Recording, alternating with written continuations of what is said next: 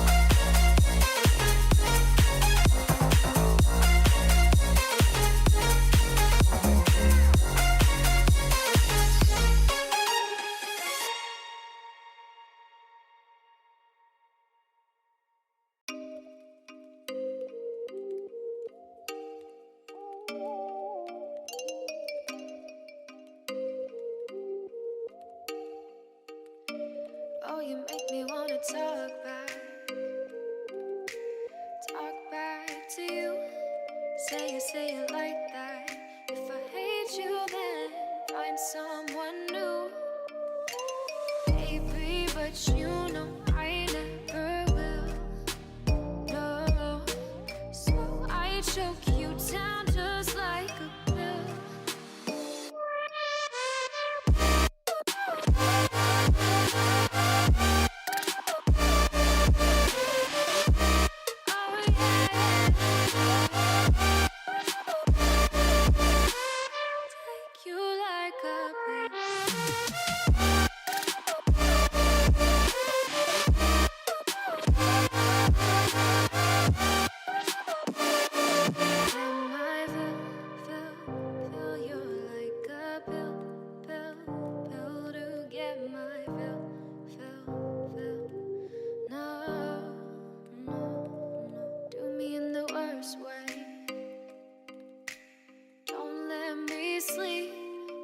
Say sorry.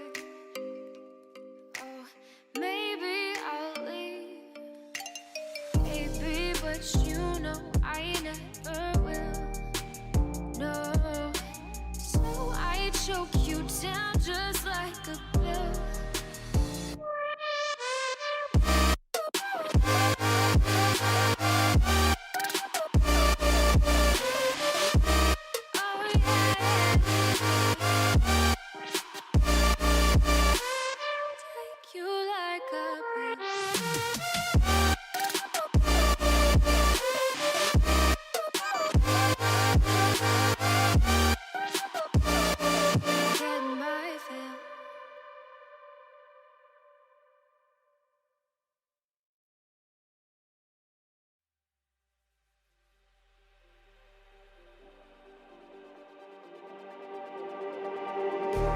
Just like the street lights lit this town, like a fire in a blaze, gotta burn it down. Can't be afraid to leave this out. We got this far, don't know how. I see danger in your eyes. They know we'll burn down the night. Coming just like the sunrise. You know that we're gonna let it away. Tonight, we're gonna let it away. Tonight, we're gonna let it away. Just like the sunrise, we're gonna let it away.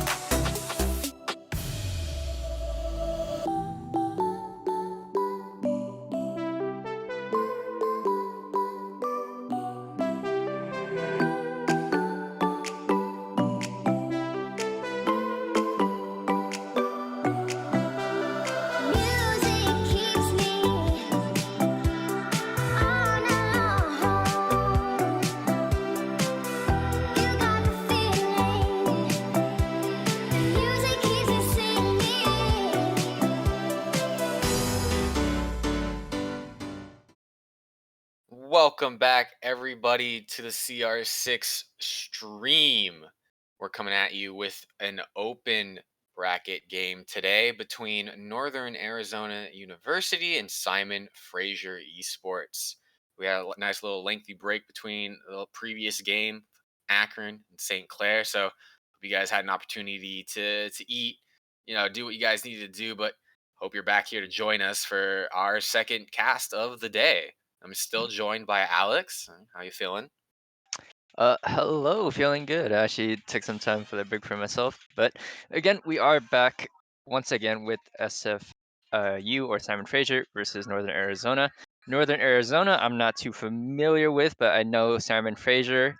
There are veterans in the CR6 community. They have been runner-ups twice, I believe, and there are also some former Livid players also connected to the team as well. So former players in that Canadian Pro League that was formed just this past year. So I mean that already having been a former pro, it could be a little scary. But I mean, looking at these two teams, both 2-0 in their respective division, but it's actually Northern Arizona that has the better round differential going into their favor in this matchup today. Yeah, So Northern Arizona beating out Colorado, I believe, the CU Gold team, and also let's see here, and they beat Oregon State Orange, 14-2 round differential there for them. For their past 2 weeks, while Simon Fraser they beat Oregon State Black and CU Gold again to also claim their 2-0. So battle of the 2-0s here. We'll have to see which team takes their first loss the of the season. So, but we will momentarily get into map bans. But regardless, what are your thoughts on the two teams and who do you expect to win? I'm expecting, I mean, because we just watched that Akron Sinclair game, I'm hoping for a little bit of a closer match, but it's tough to say. You have NAU who have posted a better round differential than Simon Fraser over the past 2 weeks, but Simon Fraser has some of those names that we were talking about earlier. So you can only hope for, I suspect, will be a close matchup as we get into the map bans here, as Northern Arizona will take Theme Park right out of the map pool. Not a map a lot of us like to play. And Cafe will go soon after, banned out by Simon Fraser. And we're going to go back to Oregon here today. It was going to be our first map being played in this best of three series, picked by Northern Arizona. Uh, Yep, theme park being banned, not surprising. Nobody really likes theme, or the majority of the population of R6 doesn't like theme park, in my opinion. And cafe, most teams, some teams like it, some teams don't, so not too surprising with ban.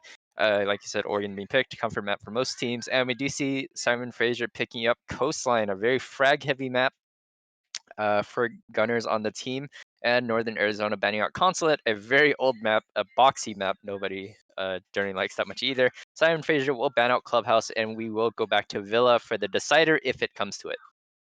Oh boy, two of the same maps. But we got Coastline here, and my eye is on Coastline here because I haven't casted a game of Coastline. I'm really upset about that. But I get my first time here today, so that's going to be exciting stuff.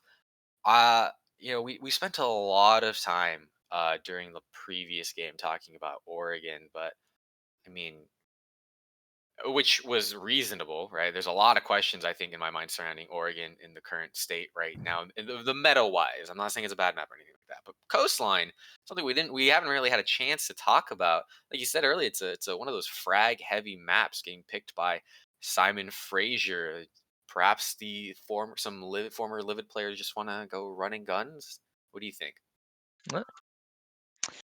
That is very likely the case, and it's also historically Simon Fraser have generally liked Coastline, as far as I've seen. But it does look like both teams are ready, so we will commence the match and get into operator bans momentarily. First map, Oregon, Simon Fraser versus Northern Arizona State. Simon Fraser will be starting out on the defense, and Northern Arizona on the attack. I am expecting another Thatcher ban as always, just to get rid of those EMP grenades. And well, the attacker ban potential toss up again. I'm expecting either Hibana or Maverick.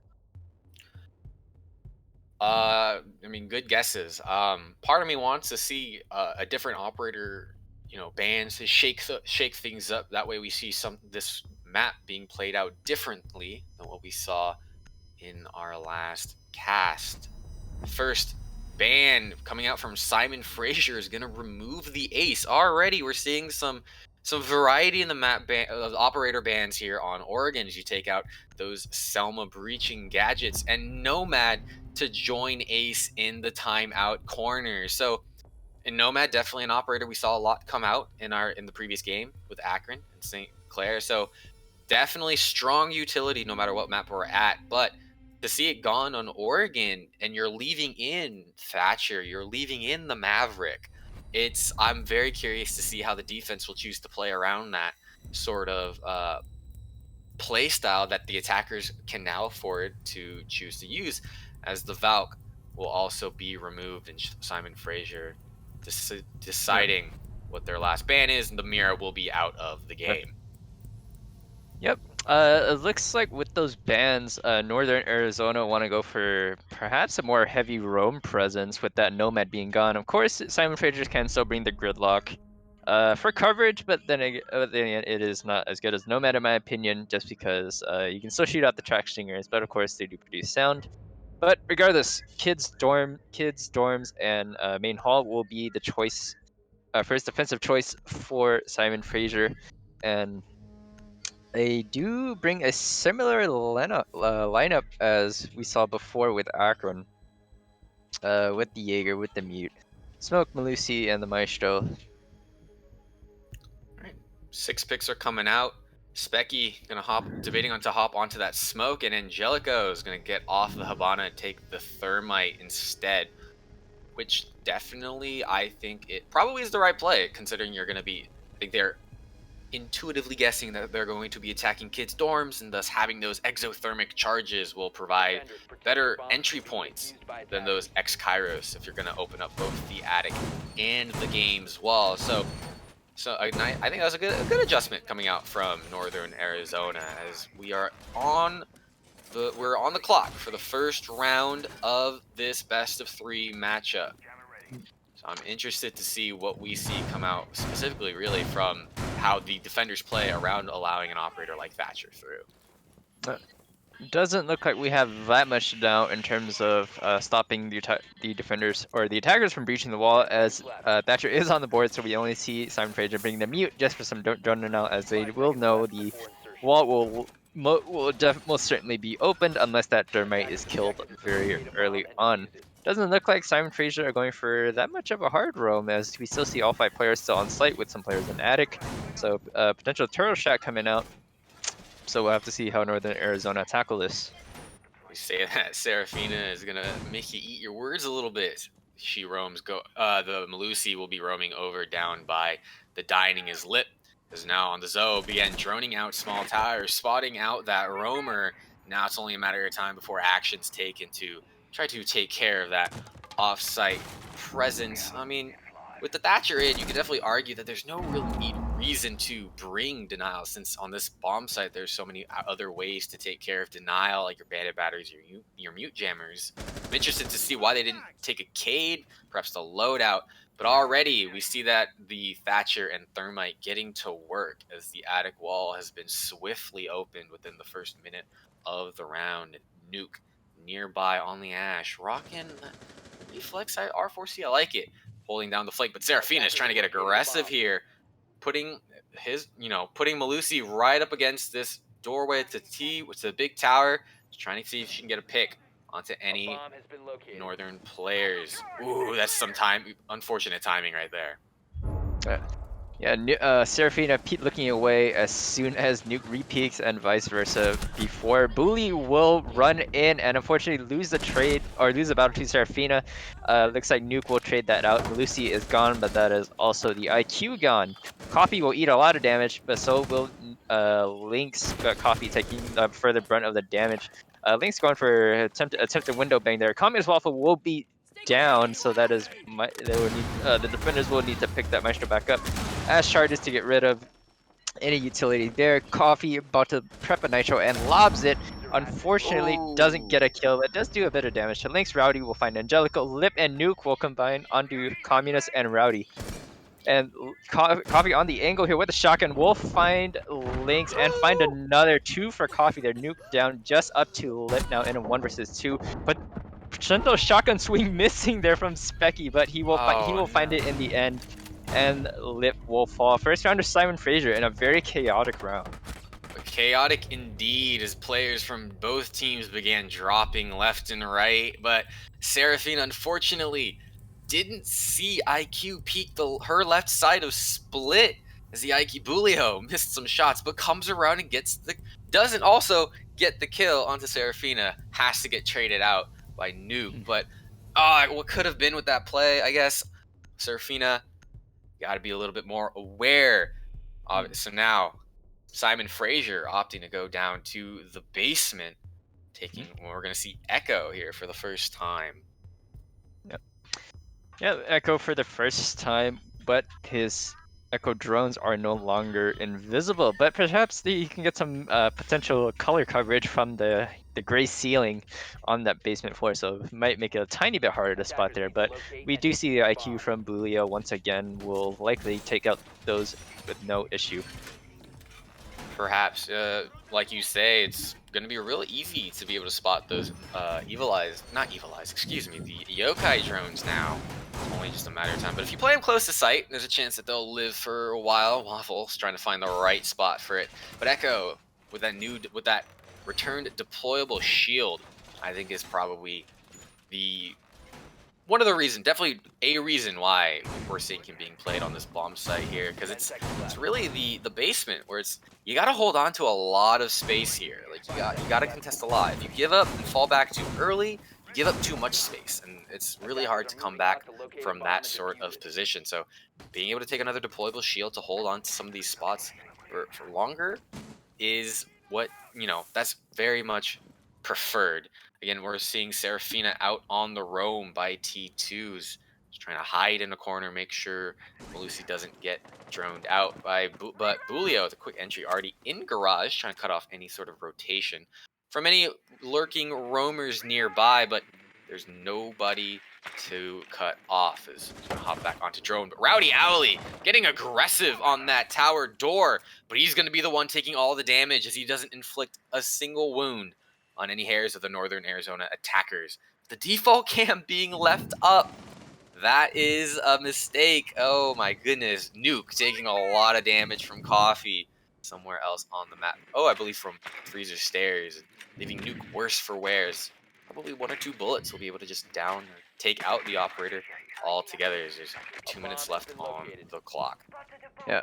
We'll have to see if hopefully that default count was taken out before they got too much information, but we will see Seraphina on the roam take out Angelico on the Hibana. No more hard breach at all for the side of Northern Arizona, as we see Rowdy on the back steps here. Still will take a fight with Lynx. He does wound Lynx a little bit as he will take some more damage from Seraphina, I believe. Rowdy swings into Lynx's pre-fire and he will lose his life for it, back down to a 4-on-4 as Seraphina still there. Coffee will fall to Bulio as Communist Waffle will also fall as well, but he will not be finished off. Bulio down there by the laundry storage area. Nuke making his way down Freezer steps to pincer this player along with Lip as well, but there is a flank coming on by, I believe, is Seraphina. She's behind both players. This could spell disaster for Northern Arizona, and it will, as Seraphina will find 1 and Specky will return on the Nuke, bringing it down to a 2v2. But the health advantage in favor of Simon Fraser, as Seraphina will finish off Bulio just down to Lynx now, as he will be finished off by Specky. Doesn't know where to look as they're surrounding him on all sides, and Simon Fraser with 2 good, chaotic but good rounds on defenses. Now they're gonna have to choose between dining kitchen or kitchen meeting. We'll see which choice they go. Well, actually, kitchen dining is gonna be the choice. Honestly, surprised by this. I was expecting to see more meeting holds over dining, but we're 2 for 2. Are 2-0 in favor of the dining bomb site. as we see a Vigil come out. We're actually, it's not a lot. This lineup itself is not very utility heavy, as we see uh, Jaeger, we see Vigil. You got two deployable shields with Waffle and Specky, but I mean, and well, you also do have the Banshees coming out from the Malusi. But part of me was also expecting a Maestro. But if you have the Echo, I guess there might not call to bring in a Maestro as well.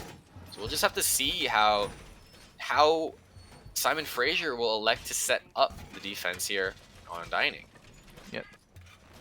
Yep, but with that IQ and the past 2 rounds, we haven't seen that much significant play from the Echo drones so far as of yet, potentially only feeding information as of right now, but we haven't heard or seen any disruption charges being fired from the drones at all. Like I said, the Vigil being brought out by Coffee just to add a little bit more roam presence, as that's how SFU have been playing so far with their superior gunplay for the moment. As you see Coffee hanging out at the top of small towers, potentially could get himself trapped up there if he stays there any longer by the attackers. But it looks like he will evacuate down and go somewhere else, as Rowdy is still setting up in the showers along with Communist Waffle. It's a very interesting move. Obviously, the Coffee was up there just to kind of scare the attackers, like, hey, this guy could probably be up here in the second floor office. We got to make sure we clear him out, but he's not actually there anymore. But what I also kind of wanted to point out was I saw that Serafina reinforced the kids hatch, and when you defend these middle floor bomb sites, kids is a huge factor in the defense. Being able to use vertical angles, you can shut down kitchen by itself with that vertical presence. But obviously, the other half of this bomb site is dining. It's where a lot of the attacks like to focus on, because if you could isolate dining, you essentially 99% of the time will win that attacking round. But to elect to reinforce the hatch, you could get some long angles over to the wall behind that couch using it. So I think definitely reinforcing it is definitely a choice. And that Echo drone is going to be driving around small tower, gathering some free information, spots the IQ, who unironically doesn't spot the drone. The thermite charge gets placed a little bit too far away. What I suspect he was trying to do is Communist Waffle picks up the first kill onto Lip, taking the Zoe off the board. The second exothermic charge gets used. We can only hope that they successfully manage to open up the dining wall. Well, They minute didn't. 25 on the clock.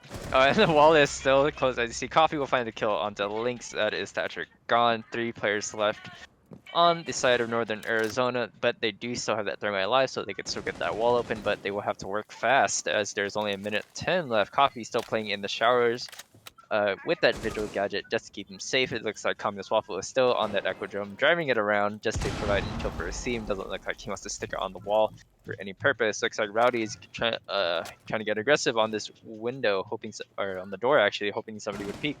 But it looks like Simon Fraser is just holding strong right now. Gas grenades should be coming out soon, and as I say that, we hear the first one come out from Specky. Nuke will be down by Simon Fraser as Rowdy Ali returns fire onto Bulio.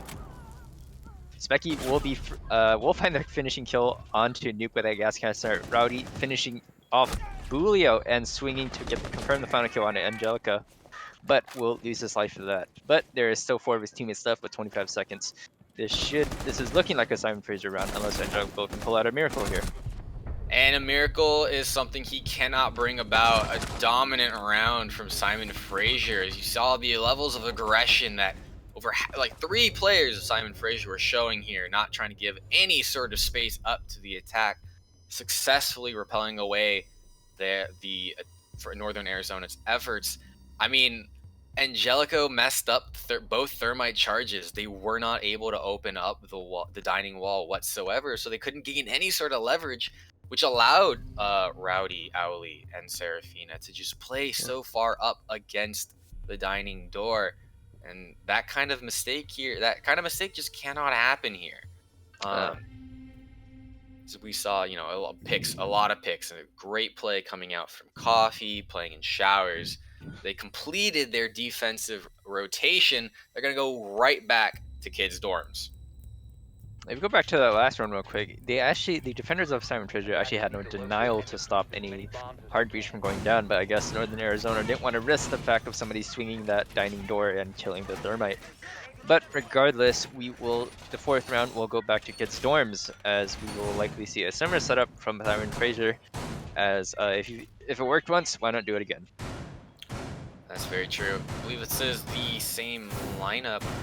I think they had the Maestro over the Echo though, but the They Echo did. does seem to be working right now for Simon Fraser. So why not keep it going?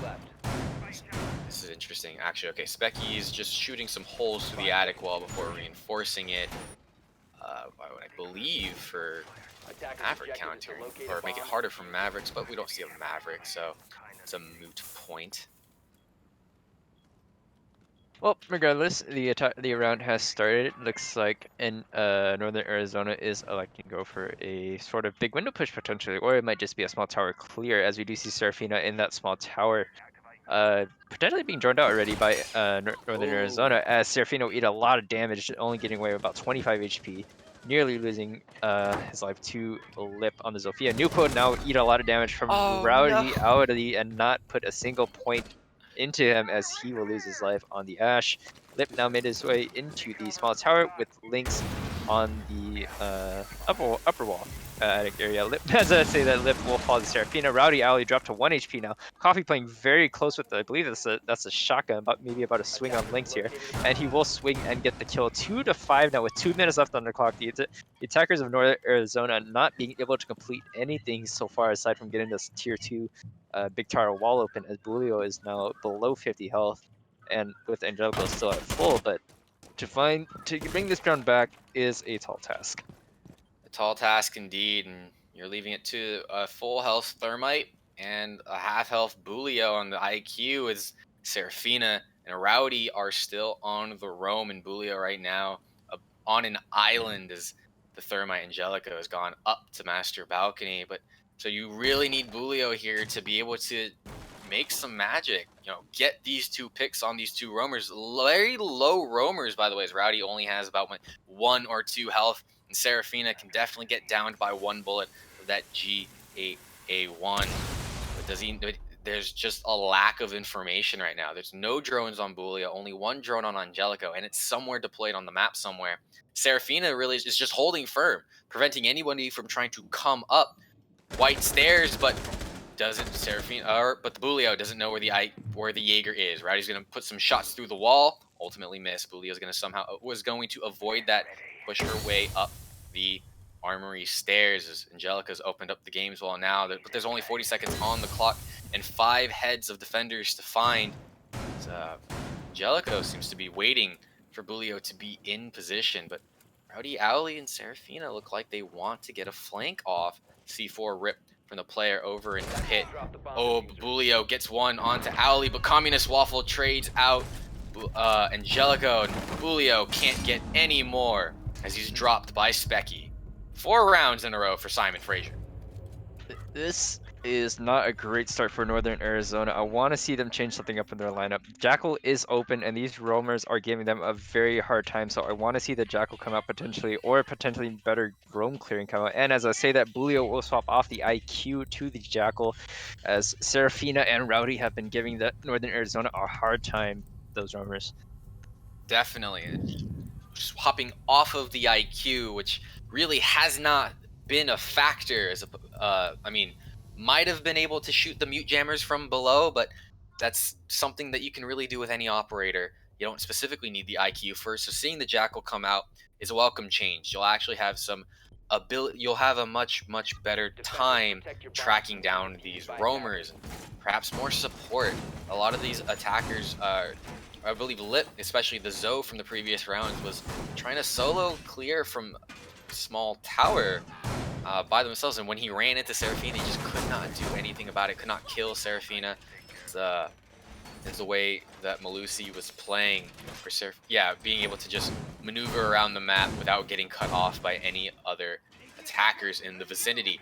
We're going to go back to the basement though, and I believe that this is different. We've seen an additional deployable shield come out this time as Kahi takes up the Ella, taking that deployable shield, and Serafina getting a little cheeky here with the spawn peek. I like the spawn peek myself. Should have waited a little bit longer, but it's not going to net anything. He's gonna head right back down the armory stairs. Yeah, Coffee it did will look cover like FO12. FO12, a strange choice indeed, but if you're just going to be playing tight angles with that Ela, it shouldn't be an issue. But that basement bunker, actually, there was a deployable shield being placed in a very forward position there by Kahi earlier during the prep phase. So we'll have to see if that comes into play at all. It looks like Rowdy will be playing that area. It doesn't really cover the door that much, so I'm not sure what the positioning with that is necessarily for, but it looks like the attackers aren't even going anywhere near bunker, so they won't have to worry about it potentially.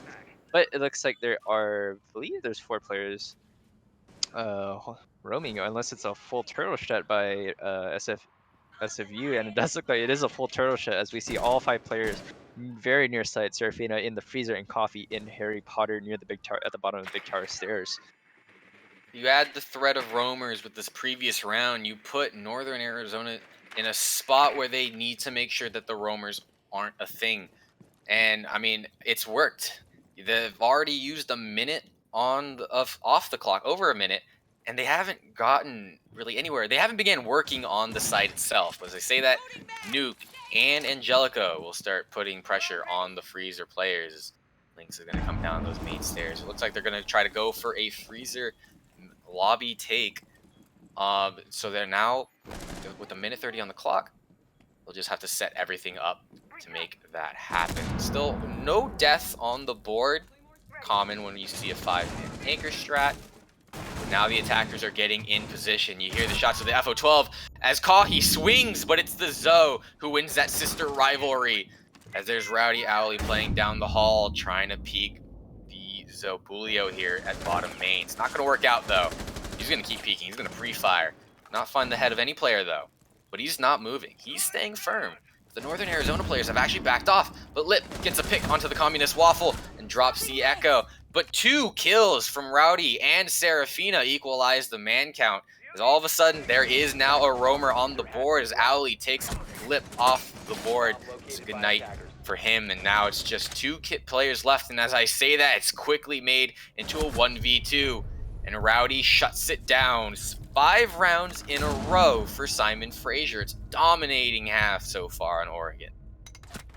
No coverage on the big tower stairs as Serafina was able to sneak her way up on the Melusi, back up the stairs and into kitchen to get that flank there. So quite a bit of an oversight there by Northern Arizona. I guess they assumed nobody would nobody would actually decide to flank that late, but that is not the case. Good fake out there by Simon Fraser as they essentially make the Jackal nearly worthless, as they essentially bought the Jackal, but they spent so much time roam clearing still, despite everybody just holding on site.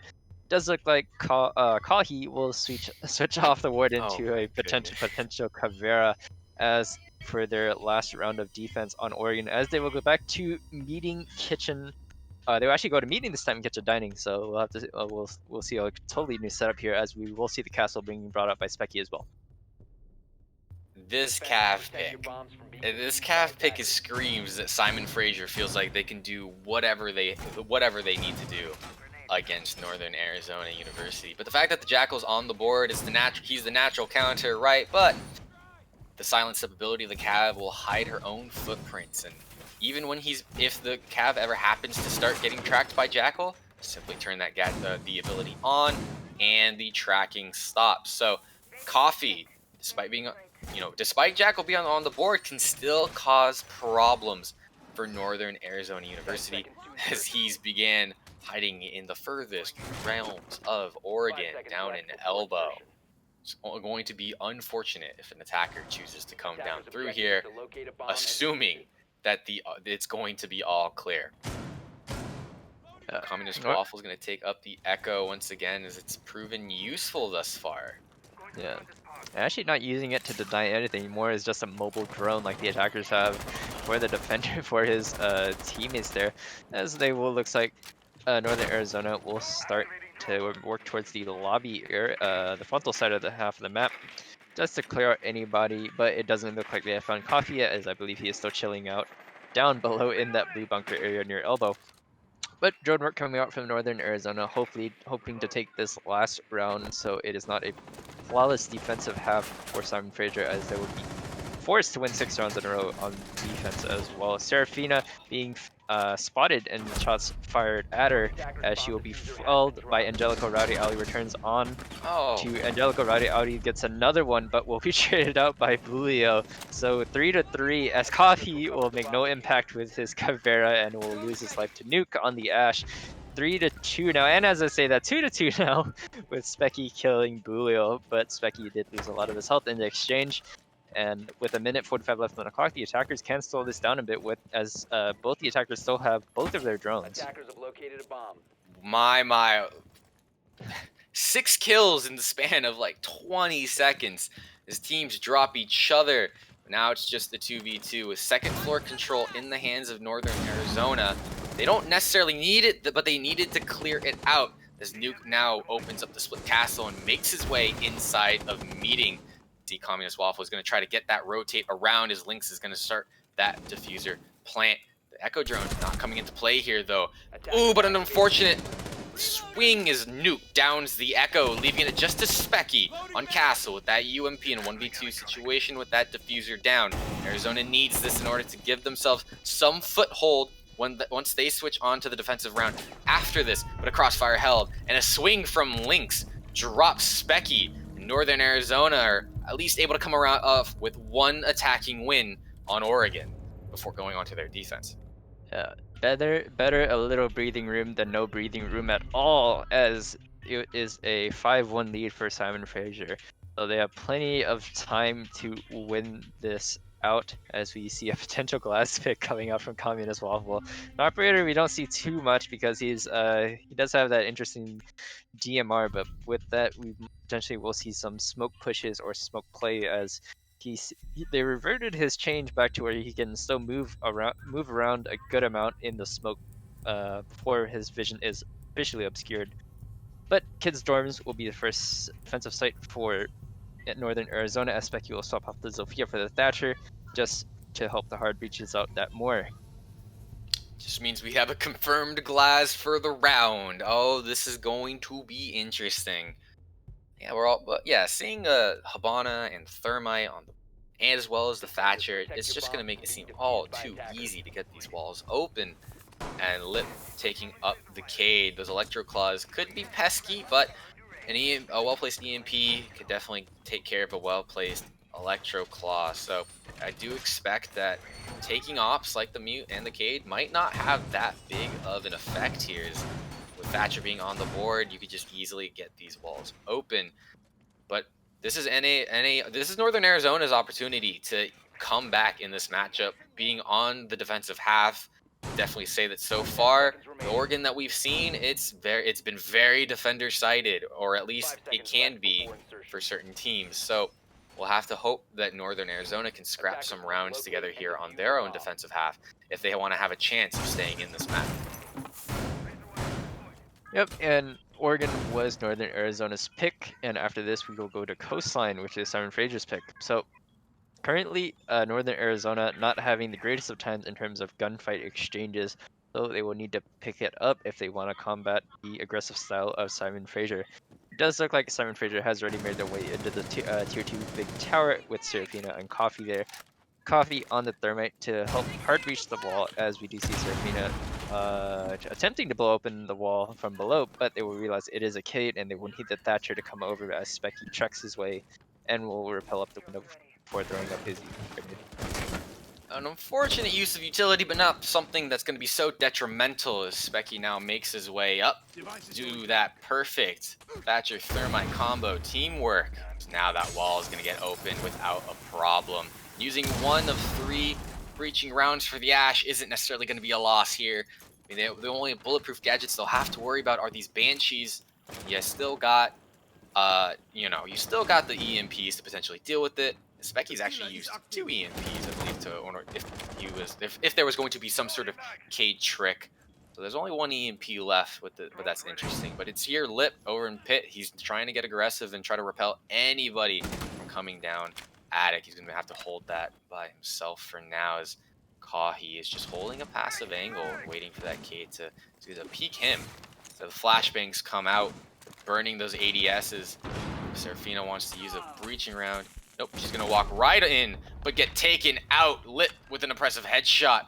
Takes out Serafina, who's been having himself a good game so far. He shut that player down as Rowdy is going to push his way into Trophy. But there's a shotgun waiting for him prone to the left of that door. He can't get too close trying to take care of that. Ooh, looks away. Great timing for Angelico, not for the Habana of Rowdy. As Angelico gets a second kill and making it a 5v3 for the defense. C4 comes out from the Cade. Smoke grenade covers. The Glass is there, though. He sees the Cade prone. Drops down lip. There's 35 seconds left for the attack to make something happen here. Got a nice pick onto the pit player. Still got 4 more to find. Yep. Looks like Coffee with the diffuser has made his way over to the master door, and with 25 seconds left, they will now start to open up the wall as Nuke is playing very close with that Mozzie. Literally hoping to hold that very close angle. Communist Waffle, excuse me, still with that smoke grenade, will find 2 for himself, I believe. A lag there on our end. But Specky will find the kill onto Angelico. 2-on-2 right now, but the Glass will be found out by Julio. Will not finish off Specky, but Bulio is there to return as Northern Arizona was shooting 2 rounds together in a row to keep their hopes alive on their map choice. It's what you want to see for Northern Arizona. That they need to get a foothold back in here and building some momentum, winning 2 rounds in a row. Definitely a good start. The Glass there was effective. Waffle picking up 2 kills and assists with the down onto the Mozzie. So effective, and we see Waffle picking up the Glass once again. But it's going to be a different bomb site this time. It's going to be Laundry Supply. We still see Lip taking that Cade, despite the fact that Thatcher is being brought here by Specky. Nuke, though, on the 6th pick, going to switch off of the Mozzie and onto the Goyo. They want some deployable shield. They're not bringing any normal deployable shields, so Goyo is a free way to take 2 deployable shields without having to potentially, you could say, wreck your operator lineup. So we'll have to see what Nuke does with that Goyo. We'll have to see where this Glass also pushes as well, as when he was pushing, he was mainly pushing by himself. Excuse me, doubled my words there for a second. But Northern Arizona opening up a rotation into elbow on the side that you normally wouldn't expect. You usually expect it on the right side of the elbow wall, but you know, whatever works for them. As we will see Lynx placing some Banshees in the bunker to hold off the attackers. 10 seconds left. But with no deployable shield up on that elbow, I'm concerned that it might not be that effective of a hold.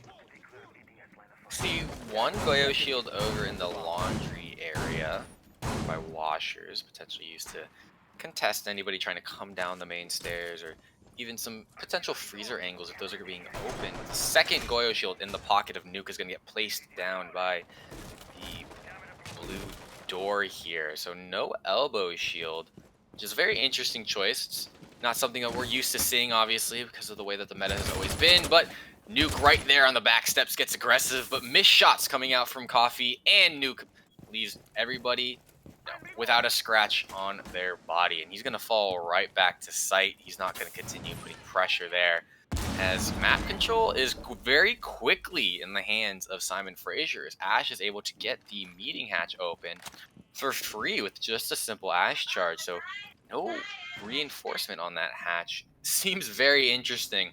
Potentially an oversight from Northern Arizona. But as I say that, Angelico gets the swing and the first pick off to Specky. That's the Thatcher off the board. So you got no more EMPs to deal with these Cade Claws. That could be a problem.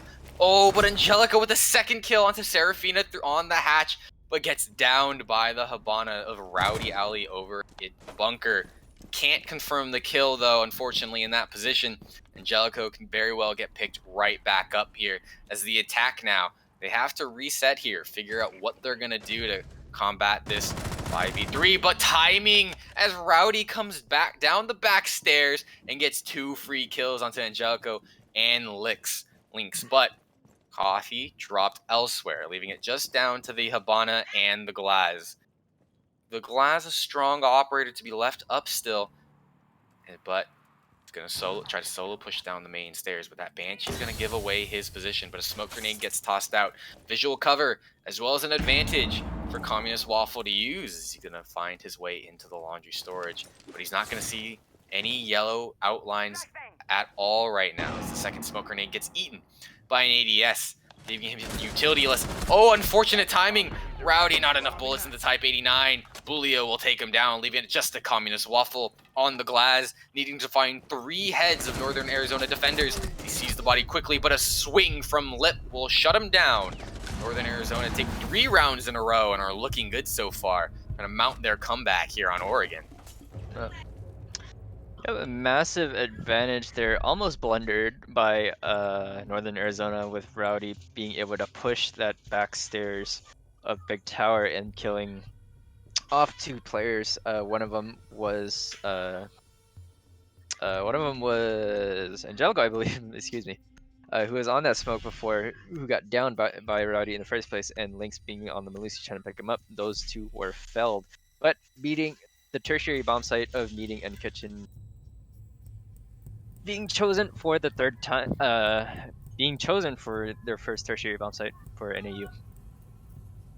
Okay, so going to Meeting, that's kind of what I was expecting to see, but it's going to be Northern Arizona who's going to bring it out over Dining first. I mean, we saw Simon Fraser on their defensive half attempt every bomb site on the map, but it was Meeting that they lost. So that must mean Northern Arizona feel real good about their Meeting hold here. As they're taking, a lot of the same operators, switching Angelico from mute to smoke and bringing Nuke with the Mozzie. Taking that will make it just that a little bit harder on attackers to drone and take the proper map control, because when it comes to Meeting, the crux of this defense is the second floor. If you can take the second floor away from Northern Arizona, Simon Fraser will have a good foothold to mount their attack on whatever side that they choose, whether that be Kitchen or Meeting. Meeting being the site that you can isolate a little bit better with that second floor control being that attic hatch. So we'll have to see what the plan of attack is for Simon Fraser, as we still see Waffle on the glass.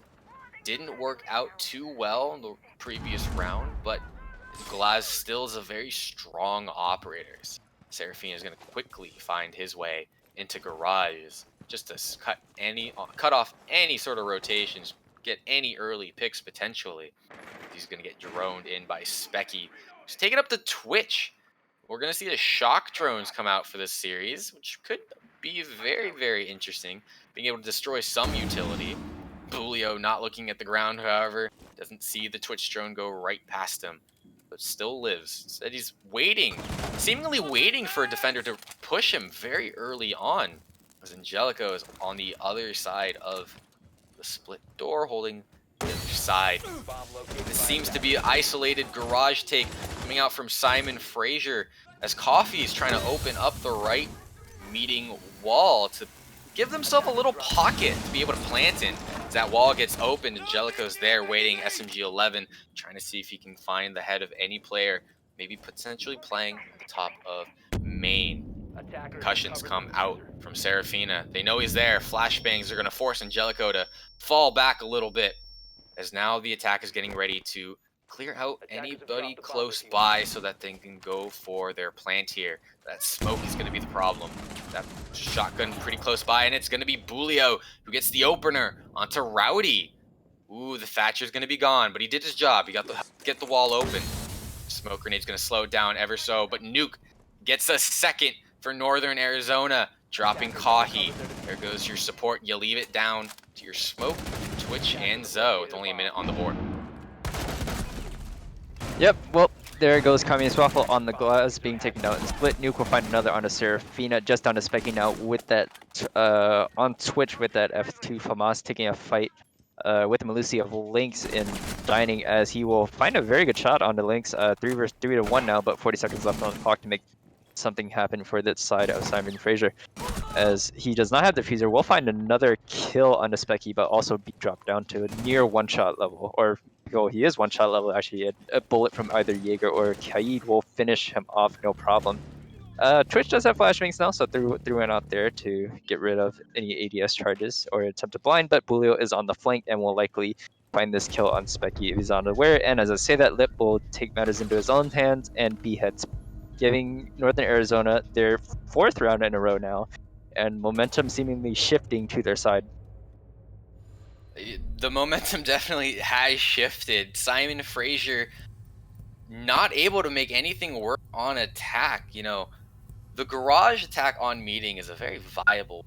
I feel like Simon Fraser tried to take the easy way out, tried to take the least amount of map control possible, and just try to see what they can do by opening up that single panel.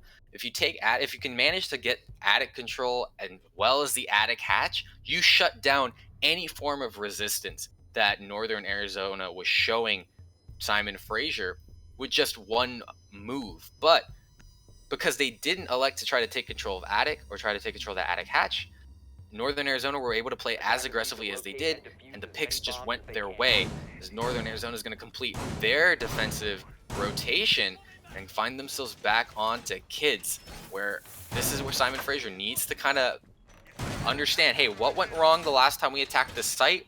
What can we do better? What can we fix? Something already different is that we don't see any hard breachers whatsoever except Rowdy on the Maverick. They've dropped the Habana, dropped the Thermite, Specky's picked up the Twitch, Waffle's still on the Glass, and with Maverick on the board, being able to do a lot on his own without having... He can open up these walls, protect it by himself, really, perhaps with the help of Serafina, but you can get these walls open, but you still got great guns on the attack. I think Simon Fraser's leaning more towards, hey, let's go frag out here. Well, that hasn't been the case for the past 4 rounds, as Northern Arizona have struck them down each time, as it is now just 4-5 with Arizona just down 1 round. As it looks like they will be relying on Rowdy to do a lot of that Maverick checking to get those hard breach walls open. Communist Waffle not having the greatest time on Glass after that first initial round, as he hasn't been able to get a pick, I believe, for the past 2 to 3 rounds. Coffee on the sledge now for more soft destruction, but I would like to see this Glass be swapped out for potentially something else if they want a better gun or more fragging power, or unless they want to keep trying that smoke push / plant strat. I mean, it worked once, and they might be trying to, their heads over something that worked once, might not work again. Like you said, you could definitely take a different operator over the Glass. These attacking operators have now began to congregate, outside the big window, that Glass included. He's going to try to shut down any rotations, if any were made by the Northern Arizona players, but they're just going to hold firm. They're not going to really move here.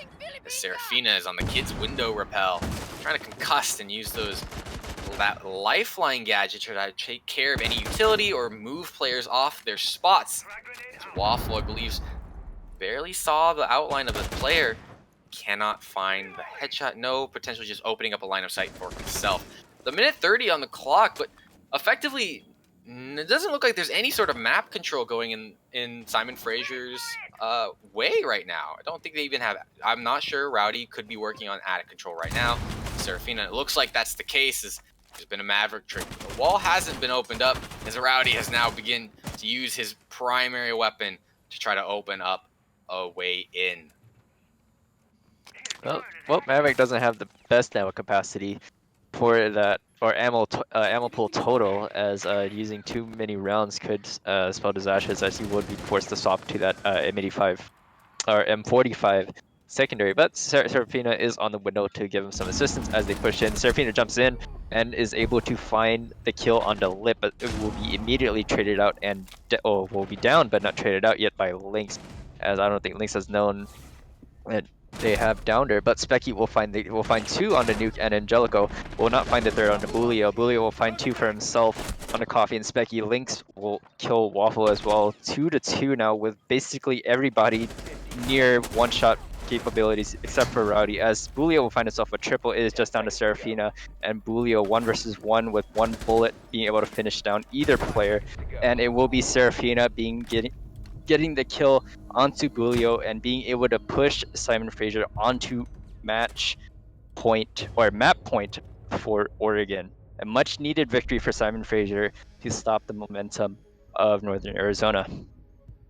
That round, to me, is a little bit of a head scratcher. It looks like there was a kind of like a misuse of utilities. I believe Serafina used a lot of almost all of her lifelines on as she was on rappel of the kid's window, instead of saving one in the pocket to help Maverick easily open up that wall. I mean, that's a little bit of a nitpick here. But that process could have been quicker. But you got to give credit to Rowdy and Serafina. They were able to get the pick onto Lip over in pit, getting Attic control and enabling their teammates to be able to jump in Kid's window, attempt to clear out Kids. But it was excellent gunplay coming out from Northern Arizona as they tried their best to stay in it, trading blow for blow. But Specky proving to be a force with the F2, picking up a couple kills for himself, but leaving it down to the 1v1 that just happened to go the way of Serafina. You hate to see it. It was a nice effort from Northern Arizona. They're going to go back to the kids' bomb site again. They're not going to elect to try the basement, which they did also win. So, you know, they're 1 for 1 on this site, hoping to make it 2 for 2. It's match point right now for Simon Fraser, so Northern Arizona need this to keep it, just to hope to send this map to overtime. Oh, definitely, and it does look like Northern Arizona have not strayed away from their previous lineups, as we do see the same thing coming out, but potentially maybe different positions, as we still see Simon Fraser also with their ways on the glass of Camel and his waffle. Coffee has swapped the sledge up for a buck, so a bit more ranged soft destruction there, but no frag grenades. Instead, getting some flashbangs. Specky and Serafina still on the Zoe and Twitch as well, and Rowdy on the Maverick. Still all great gunplay, guns to use and capable of taking down players very quickly. That's very true. Oh, an unfortunate rotation. Bulio has no information that Serafina has already worked his way up Shower Hall and gets the freest kill so far this series, as Northern Arizona, only 30 seconds in, is at a man down disadvantage here, as the pressure on White Stairs is real, as Angelica is forced to spray down pre-fire with that SMG-11, hoping to find the head of any attacker trying to make their way up. But it's Waffle again on the glass, who position themselves outside big window, but Lynx drops from the kid's hatch onto the head of Coffee, as taking the buck off the board, who was trying to do vertical play down up into Kids to displace those players in Kids to easily take control of the area. But now Lynx, as a result, Lynx is out on the prowl, trying to find maybe another pick on the side on Northern Arizona. And as I say that, Nuke takes the head off Specky. The Twitch no longer on the board here. The F2's gone. Such a good gun is missing now, leaving it only to the Maverick, Glaz, and the Zoe. Zoe's going to take a lot of damage from the White Stairs position. No pick to show for it. Oh, that looks like to be some sort of visual glitch, as the side of the smoke spot he was showing through the bunks. He's going to be able to relocate his way back into Kids, but an ADS is going to zap those smoke grenades that Glaz so covets. And Nuke gets the pick and confirm onto Zoe, and a second onto Rowdy, leaving it just onto Waffle, who's repelled now, I believe, on the Kids' window, hoping to see anybody. If anybody would peek their head, no one will. Angelico had the oh, what a shot from Waffle, taking the head off Nuke, who's been feeling himself this round. But it's going to be Angelico who shuts it down and sends it to round number 12 for Northern Arizona. Oh, last round of regulation now in play, as Northern Arizona will likely go down to that basement site and hope to repeat a victory to send this map into overtime, or else risk losing their map choice. We'll have to see. Simon Fraser still putting up that very aggressive play with their operator lineup, and Communist Waffle still sticking onto that glass. Serafina hovering a potential Jackal pick there, but it does look like that will be picked up by Coffee to clear out any roamers that Northern Arizona wants to use. But Northern Arizona haven't really played that many roamers. They've elected to turtle site most of the time. If anyone is roaming, they're roaming very close to site and with easy retreat paths back down. That's very true. I mean, last round, Lynx was the only roamer, but he didn't even start off as a roamer. He dropped that kitchen hatch onto the head of the buck and then began his offsite prowl. But this is the basement, so we'll have to see what Northern Arizona elect to do here. They see the Jackal. They know it's going to be brought. It wasn't 6-picked off. It wasn't 6-picked 2. Knowing it's on the board, I don't think that they're going to change what they did here last time, which was that 5-man turtle strat on site. They stayed here, all 5, near and to support each other. I don't think, personally, you can get away with doing a roam on the basement. It's too much map square space to hold as a defender. Not enough people to do so. So, the Jackal is being brought, but I don't know if it's going to have such a huge impact here this round. And already something different, though. Angelico's taking the smoke over the mute, which was not here last time, and thus Angelico now has a deployable shield to hold elbow, as Bulio is going to commit well, it looks like 2 or 3 ADSs to protection of that deployable shield. Only two, but the other one over by the blue tarp's door. So there for protection. This time the meeting hatch was reinforced, so I believe that was definitely a mistake in the previous attempt of this bomb site. So we'll have to see how Simon Fraser elected to clear this, as it looks like they are doing a full map clears. Coffee's on the 2nd floor. Players outside white window and coming in from dining here. We're seeing that IT S12 being used to open some vertical angles above the freezer stairs, so nobody can kind of flank up, or at least there's a vertical angle now to watch if any defender tries to come up the freezer stairs. But Rowdy's gonna get to work on the Hibana, using those X-Kairos, open up those hatches. The new changes, doesn't have to use all 3 sets of X-Kairos to open all 3 hatches here. They'll still have some left over, which is a nice change. 6 left over to be precise, because I believe he's opened all 3 hatches at this point. Well, nonetheless, minute 45 on the clock as Northern Arizona have still bunkered themselves down in the basement area as Serafina solo pushes down Freezer, an ill-advised move, and loses her life to nuke on the Goyle with that Vector.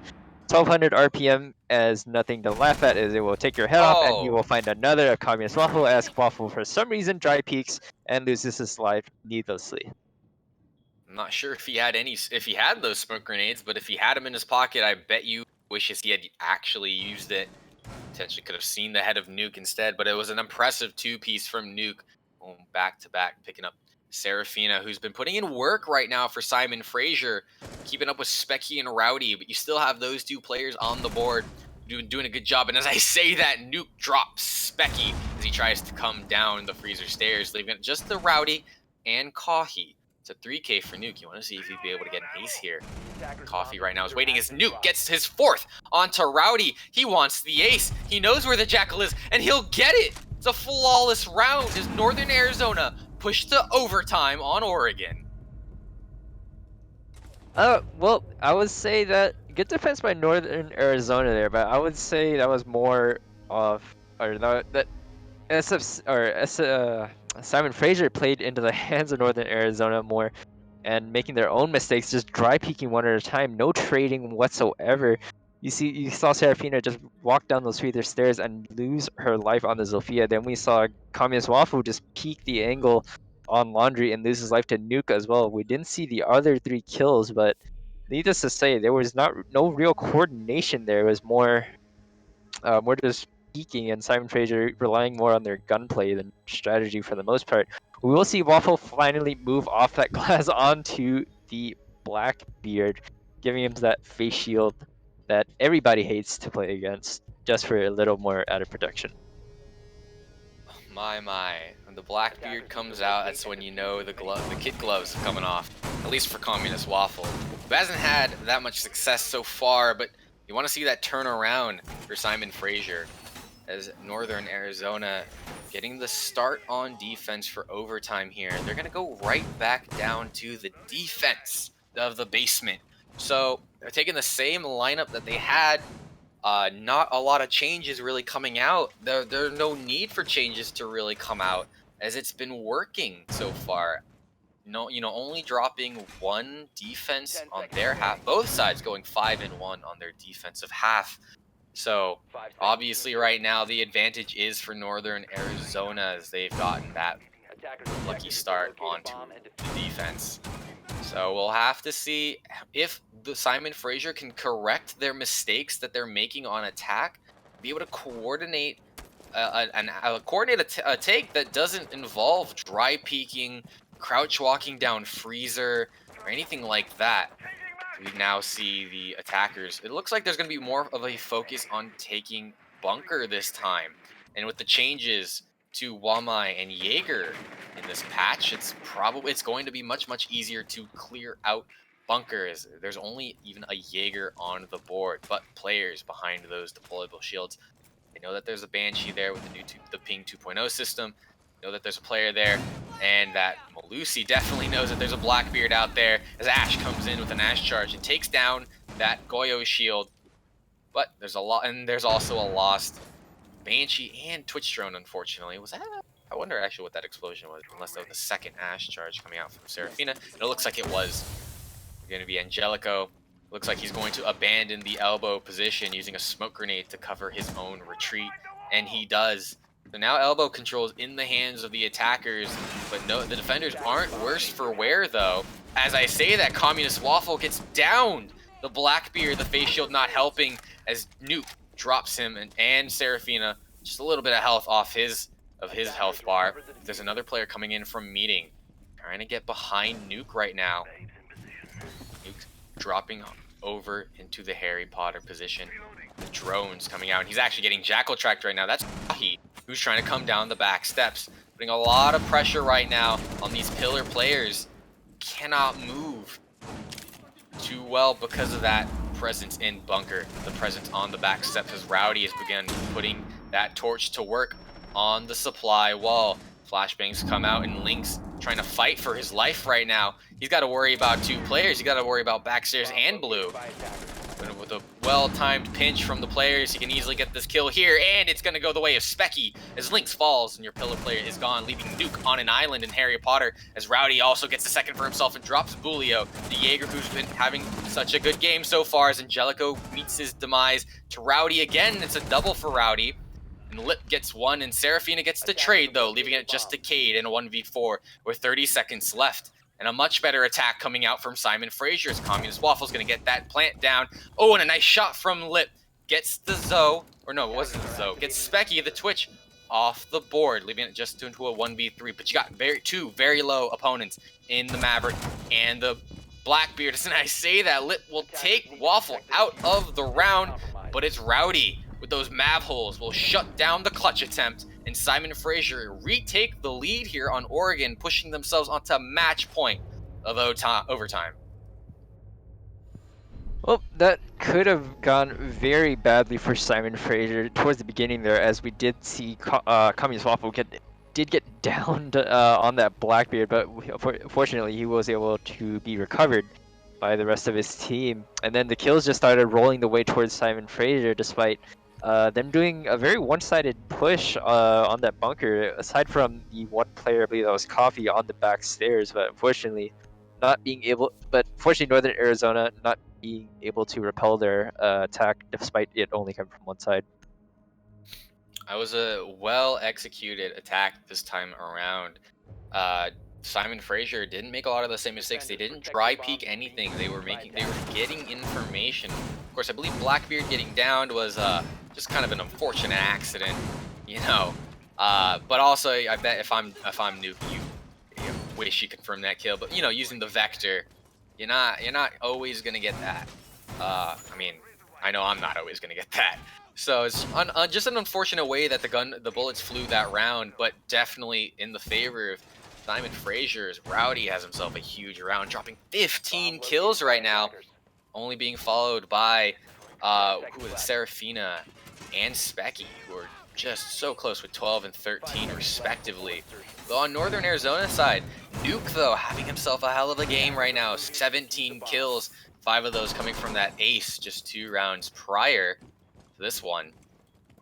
We'll have to see the heroics come out from Northern Arizona if they want to push this to maximum overtime, if they want to see a round 15 keep their hopes alive here on Oregon. This was, if I'm correct, right, this is their own map choice here. Oregon is their map choice, and they did not And it does look like they will bring the Jackal to clear out any roamers that did give them so much trouble during the first half of this match, as Angelico is ready to open up the wall and will quickly detonate that charge off to open it up. Blinks there for support, as well as the rest of the Northern Arizona players are clearing out down below. Coffee still playing in the pit area, dropping a mute jammer there just to give himself some visual cover and sound cover as well. With that Nitro Cell in hand, and Shotgun could be very detrimental to the Northern Arizona side if they push that way. As I say that, Rowdy Ali will find Julio a great start to the round to push themselves to victory on this map. That's a huge pick because you take down the second leading fragger for Northern Arizona. And Rowdy, now they seemingly know that this Jackal's in security, but Nuke doesn't know that he's in Zulu and downs the Ash, dropping Nuke to 20 health if he gets picked up altogether. The Jackal track spots the Jaeger, but Rowdy with another impressive kill drops the Jackal, and Serafina giving Rowdy his kill. That's how many is that for him? 3 this round, but Serafina drops the other player. I believe it was Lynx who was trying to come over and help, and now the defenders are beginning to peek, leaving it just to Angelico over in T2. He has players who want his head in attic, and definitely players who are going to start coming from below, as Specky is going to burn those smoke grenades and push their way up, as it looks like a conga line of orange players who try to run out and get this kill. Angelico will find one, but not until Communist Waffle will shut it down. And Simon Fraser take Oregon, what I believe is 8-6. 8-6 indeed. Hard-fought victory for Simon Fraser, as the screen says. Well, a very scary second half for Simon Fraser there, as they almost let this map slip after getting a 5-1 lead on that defense. But props to Northern Arizona for being able to bring that back into overtime with such a deficit, to climb. True, and it was all on the shoulders of Nick and Bulio, who just unfortunately in that last round were taken out by angles they weren't expecting. But that was map number 1. We got map 2, Coastline, coming up next, and we'll throw it to a short break. Come back with map number 2. Don't go anywhere.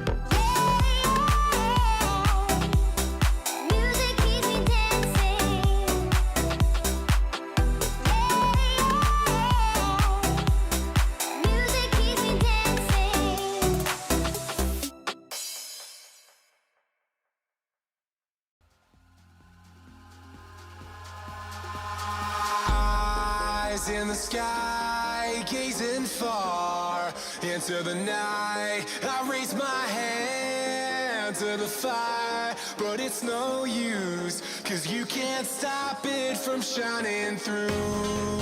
It's true, baby, let the light shine through. If you believe it's true, baby, won't you let the light shine through for you.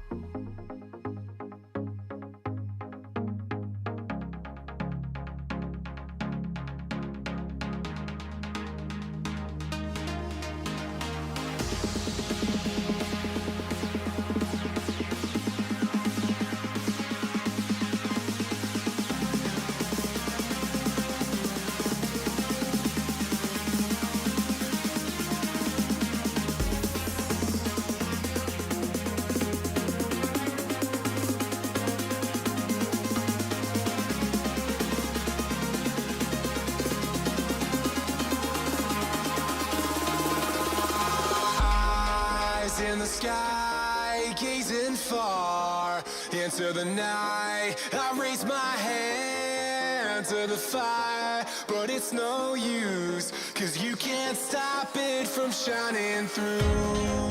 It's true, baby, let the light shine through. If you believe it's true, baby, won't you let the light shine through for you, for you, for you, for you, for you, for you,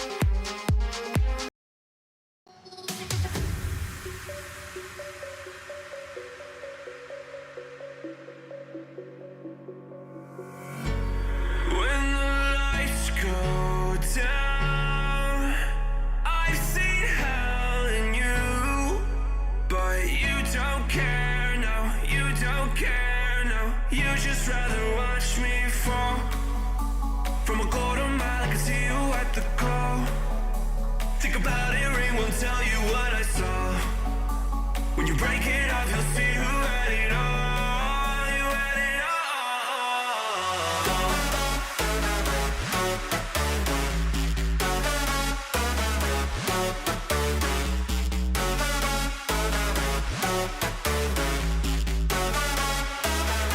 You said you wanted to fall into oblivion, forget about the world we're living in. Fall into oblivion. Welcome back, everybody, to Week 3 of CR6 Winter Season 2020. We are back on Coastline with Simon Fraser versus Northern Arizona. Last map was Oregon. We saw Simon Fraser take 6-8. Northern Arizona's map choice was that previous map, and now they get to go to their map of choice on Coastline. I'm expecting a lot more gunfights and jump outs, and we do see the Nomad ban as SFU want to jump out, want to do those runouts. They want to take the fight on the defense to Northern Arizona. And yeah, another interesting ban, and we see Northern Arizona take Blackbeard out of the game here today. They saw that Simon Fraser will not shy away from taking the Blackbeard, so they're not even going to give him an opportunity to bring it to Coastline this time around. They're also going to do themselves a favor, taking the Valkyrie out of the game as well. Those black eye cameras, I suspect, and we both suspect, actually is going to be something Simon Fraser wanted to use, throwing them outside and potentially getting some runouts or some spawn peaks off of them. But no longer will that be a play here. I mean, they could still do it, but they will just have to be without the use of those black eyes, and Simon Fraser will take the Mira off the board. A good operator for Coastline. Very good operator for Coastline. Well, nonetheless, expect a lot of high octane plays and gunfights this map, as Coastline is one of the most open maps with that square skylight being able to see the majority of the second floor and some of the first floor even. As we will see Lip take up the Jackal for more roam clear. We do see Coffee picking up that Warden, but we will have to see if he sticks it, as he hasn't stuck it at all the previous map, I believe, but he will likely 6-pick off to something more aggressive like a Vigil or maybe a Bandit. Oh yeah, about Warden is 6-pick bait right there, but it looks like Kahi's actually just going to stick it. And you see a new name on the board, Intrieve, picking up that Maestro here. It's going to be a lot of... It's right now for Hookah Billiards, this is a lot of bulletproof utility usage, 2 Evil Eyes, 2 deployable shields, and 3 Banshees.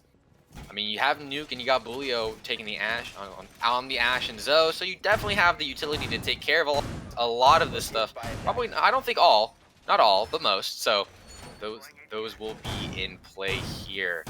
As said, I'm expecting another frag heavy map here, so a lot of fights are probably going to be there. I expect a lot of fights being taken here from Simon Fraser. Just interested to see how they will elect to do it here. Seraphina, again, being that mainstay on that Malusi. Probably just going to be roaming around the map, I assume, with that MP5 angled grip in hand. Nice weapon. Hit the headshots. So we'll have to see how Northern Arizona will choose to attack this bomb site.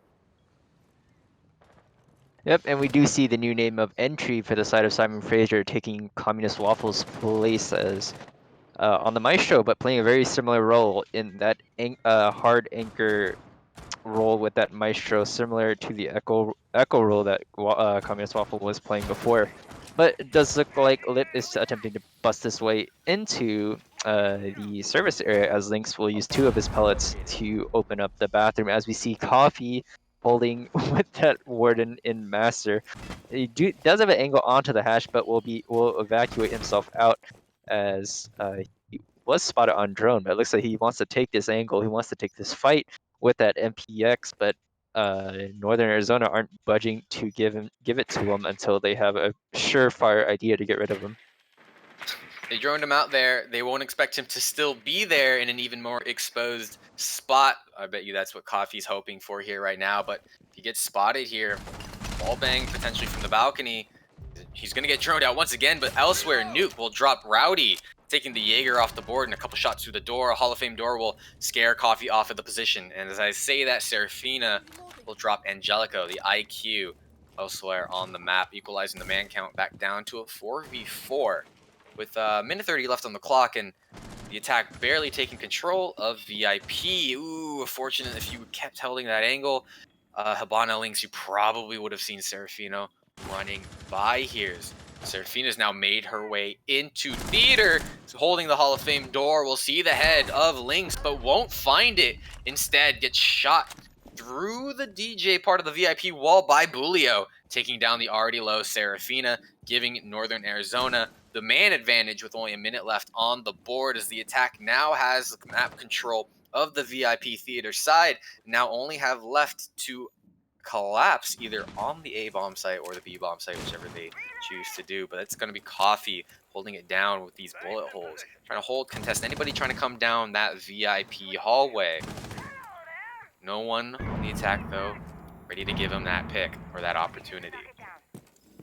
35 seconds left on the clock for the attackers to do something, as Coffee will peek this aggressive angle and loses life to Bulio, as oh no, the smoke grenades are coming out from Specky to deny that plant at default behind the A bomb, but Nuke has pushed his way into Billiards and he knows where Specky is on that smoke. He's aiming at his angle and will neutralize him, leaving it just down to Entry, but he will find nothing, as Lit will neutralize him as well. Ooh, a strong round coming out from... Seems the defender played into their hands, and everywhere they went, the players on from Simon Fraser just couldn't make an impact. There was one pick, but there's not enough. It just seems like Northern Arizona had their guns up and ready and got the picks that they needed. So, I mean, Simon Fraser going to try to reattempt that bomb site. It's probably the right move to do so. But you just have to play it. You know, I'm not sure how much you can play it better as an attack from Northern Arizona. But now it's just left to Simon Fraser to, realize, hey, this is what they did. What can we do to counter it? How do we play around countering it or to counter it? We see Angelica is going to hop off the IQ and onto the Lion. Even just a sign of even more aggression that might come out here, just from Northern Arizona's side, rather than Simon Fraser's. Well, they did see that last round that Simon Fraser likes to have people off site. They like to have the forward aggressive angles to stop people. So that if they had that line last round, that could have locked Coffee in to master and then got an easy pick. So maybe that's what they're aiming for this time with the line pick instead of the IQ. And Simon Fraser not really taking that much utility that needs to be destroyed by an IQ or spotted. That's true. I mean, at most here you have ADSs and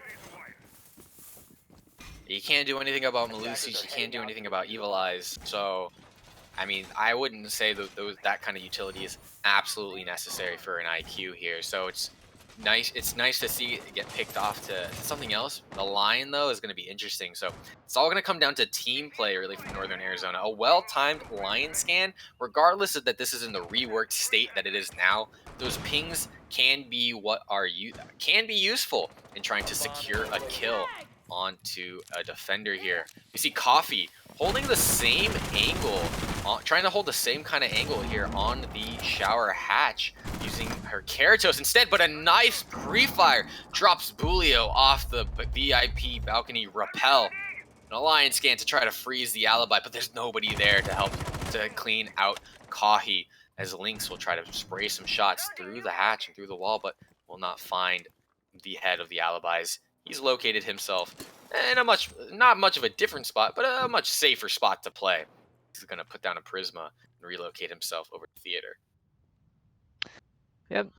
Good shot by Kahi onto that Zofia on rappel, but it looks like there is a drone up by Nuke going into lounge, but it does look like Serafina is on the flank on that basement along. Oh, actually, no, that is a teammate, I believe. Oh, that is Lynx on the Hibana. Oh, he could get himself a potential double kill. Being very patient. Coffee will find the kill on the lift, and there goes Lynx on the Hibana being taken up by Seraphine. Just onto Nuke. Now in a 1 versus 5 with 5 very healthy players from Simon Fraser. Coffee taking a few bullets, but nothing major. We've seen Nuke ace this series. We could see him potentially 1v again, but it's going to be Serafina who's going to shut him down. And a reattempt at the hookah bomb site called for, I think more of a lurking kind of roam from the defense here. Serafina had that flank going down the entire time, undetected. Although it was Serafina's teammates who were able to pick off most of the kills of the Northern Arizona players. The fact that Serafina was able to get behind the attackers in that situation already says enough about how they played that round out. As we see Coffee on the Frost, again, making me happy. I don't know why I'm so happy by the Frost picks, but showing the Frost. Oh, he's going to 6-pick off. No, come on. Don't do that to me. You have a deployable shield. Why do you need ones that blow up with fire? Come on. He's going to switch over to the Maestro instead. Yeah. Well, we do see Lip switch off the Buck to the Fuse, though, as they do know that Kitchen will likely... The site will either be Kitchen or it will be Penthouse. Or actually, no, it could have been Blue Bar, Kitchen, or Penthouse, but they probably assumed it was Kitchen, which is the correct choice, so Fuse will likely do a lot of damage to in terms of gadget utility and flushing players out who are angry. And maybe if he's lucky, find a potential kill if they can lock him down. Hey, I like the odds of taking a Fuse. Fuse could be useful on 2 of 3 of those bomb sites, so, that's a 66% chance, and I don't think you could go wrong with taking a Fuse here. See it a lot, honestly. I'm very happy to see something come out like this Fuse. You haven't really seen a lot of it up to now, but in the past meta, the past patch, being able to destroy a lot of utility on site is crucial, and those cluster charges is just a real free way of doing so. So I want to see Lip with those cluster charges be effective here, taking out these Banshees, these Evil Eyes, a deployable shield even. So I'm very, very excited to see what Lip will bring to the table here. As we see the Northern Arizona attackers now begin to congregate on the roof and outside Hall of Fame. They want to take control of Penthouse. They want to work the vertical play here. In a matter of time It's only a matter of getting map control at this point, as the drones and the roam clear comes out from northern Arizona. They're gonna soon find out there's not a single defender on the second floor. They're all spread out horizontally over towards Sunrise, Blue Bar, Security, or Blue Bar, Security. Oh yes, I was correct. And Sunrise. Rowdy on the Mozzie. C4 comes out of his pocket. It's only going to do a little bit of damage to Nuke, who zoomed on by, and we hear the cluster charges of Lip get deployed. Oh, if he puts one there, he's going to be right over the head of Specky. Doesn't do it, though. Doesn't pull the trigger. Instead, puts it somewhere else. We hear a lot of this explosion, the utility be taken care of. That's all 4 cluster charges being used. No kill to be found with it. Unfortunate for Northern Arizona. You get a free kill in that. That's more than worth it here. Oh, Serafina down in the lobby there, trying to see if she can make anything happen. Hibana using her X-Kairos charges to blow open the soft hatch there. I believe that was a soft hatch, as Coffee is playing aggressively with the Maestro as he has been this series. Ooh, catches Lynx on the run by. Almost nearly didn't see the Hibana there, but he will get it and bring it to man advantage for Simon Fraser. Nuke almost peeking into Serafina as well, but will turn away and jump down into the courtyard. Potentially undetected as well, as Lynx will find the kill onto entry. Coffee will return onto Angelico, but Nuke puts a lot of damage down to Specky into his foot, but Rowdy will finish off Nuke in that courtyard. Bulio making his way down the Cool Vibe stairs will not see the head of Rowdy Ali and will fall just down to Lip now on the fuse with about 40 HP left.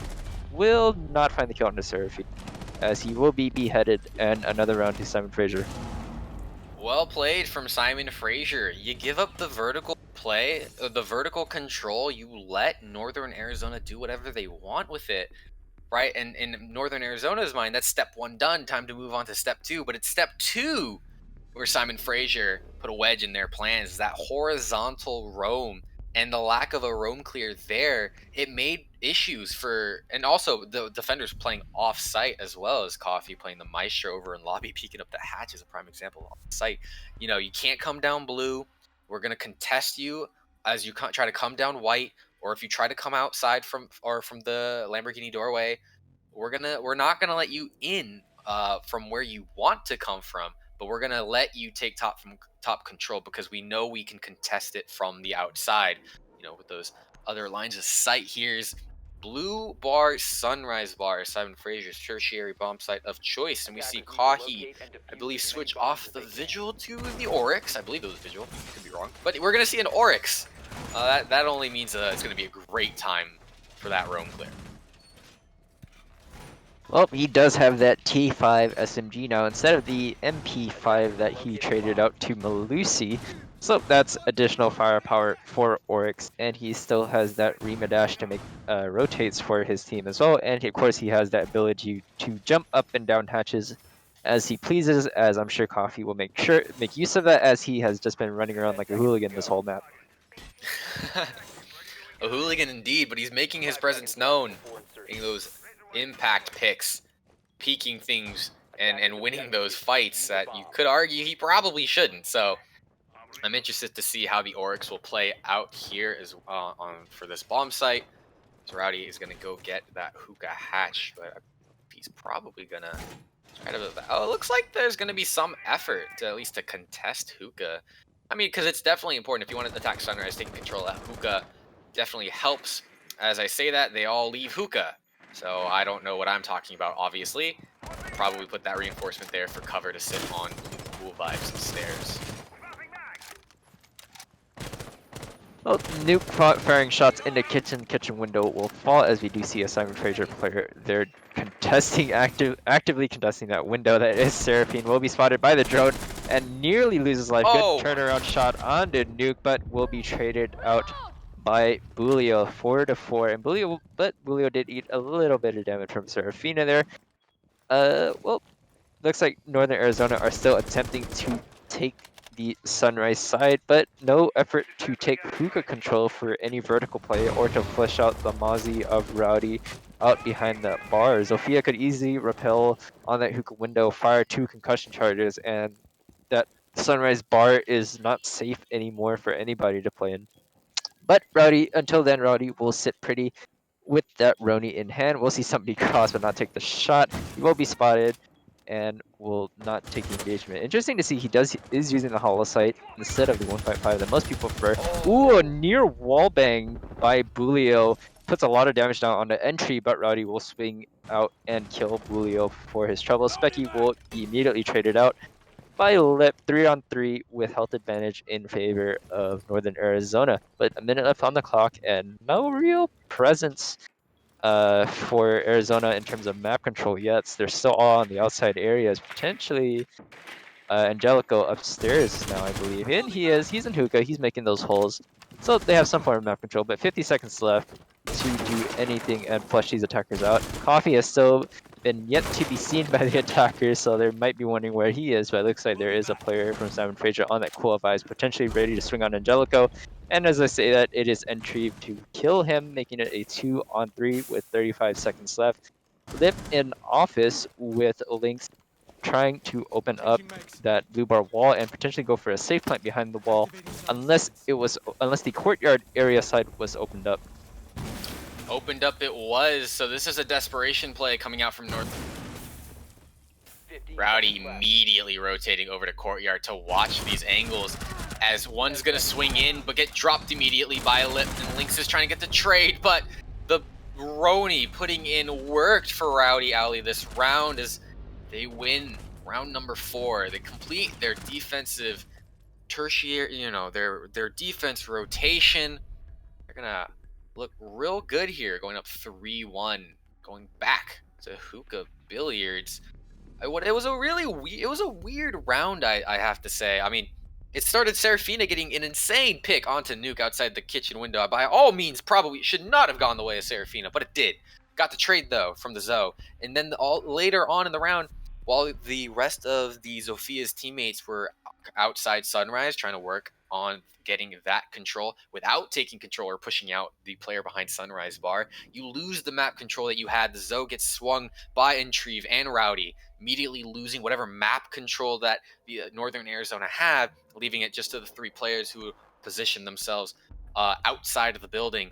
Then you have your sludge try to take control of hookah and open up those vertical angles, but Intrieve with the flank coming up blue stairs, unheard by the sledge, gets a free pick for himself here. The first for Intrieve so far this series. That's definitely what you want to see. It feels good. It was a weird round overall, but right now Northern Arizona are looking to correct. Lip switching onto the 0 here, that MP7 in hand and hard breach secondary. But those 4 Argus cameras that are on coastline, I think really, really good. Yep, lots of intel and lots of soft walls that you can rotate the camera in and out of, assuming they don't get spotted and shot out. But regardless, we see Bulio back on the IQ to spot anybody roaming, so that would be especially useful in catching Coffee on the Vigil, who he did 6-pick off from the Warden. But Rowdy, Serafina, and Specky not trailing away from any of the operator picks, as they have played the same up so far, I believe, for the majority of the rounds still. And Coffee again looking to get aggressive on a punch hole, as I'd hear somebody is repelling, but can't seem to find Coffee. Oh man, Coffee really just trying to take the fight as Lynx is trying to open up the shower hatch, and Coffee can't get those X-Kairos off. He's just gonna retake his position prone in the Hall of Fame door. This angle honestly kind of does work in favor of Kahi here. It's a little easy to see the rope when you try to repel. Not that easy to see him when he's watching your rope the entire time. Here we go, Lip using that Argus camera, spotting out Specky on the smoke in the corner of billiards, giving his team soft pings. We know what that smoke now is watching. As I say that, Angelico will take down Kahi. Who knows? I believe he was probably either rotating. It looks like, yeah, he caught Kahi in the middle of a rotation and shuts him down for free as Intrieve takes a little bit of damage elsewhere on the map. So it's a 5v4. It's a man count for Northern Arizona.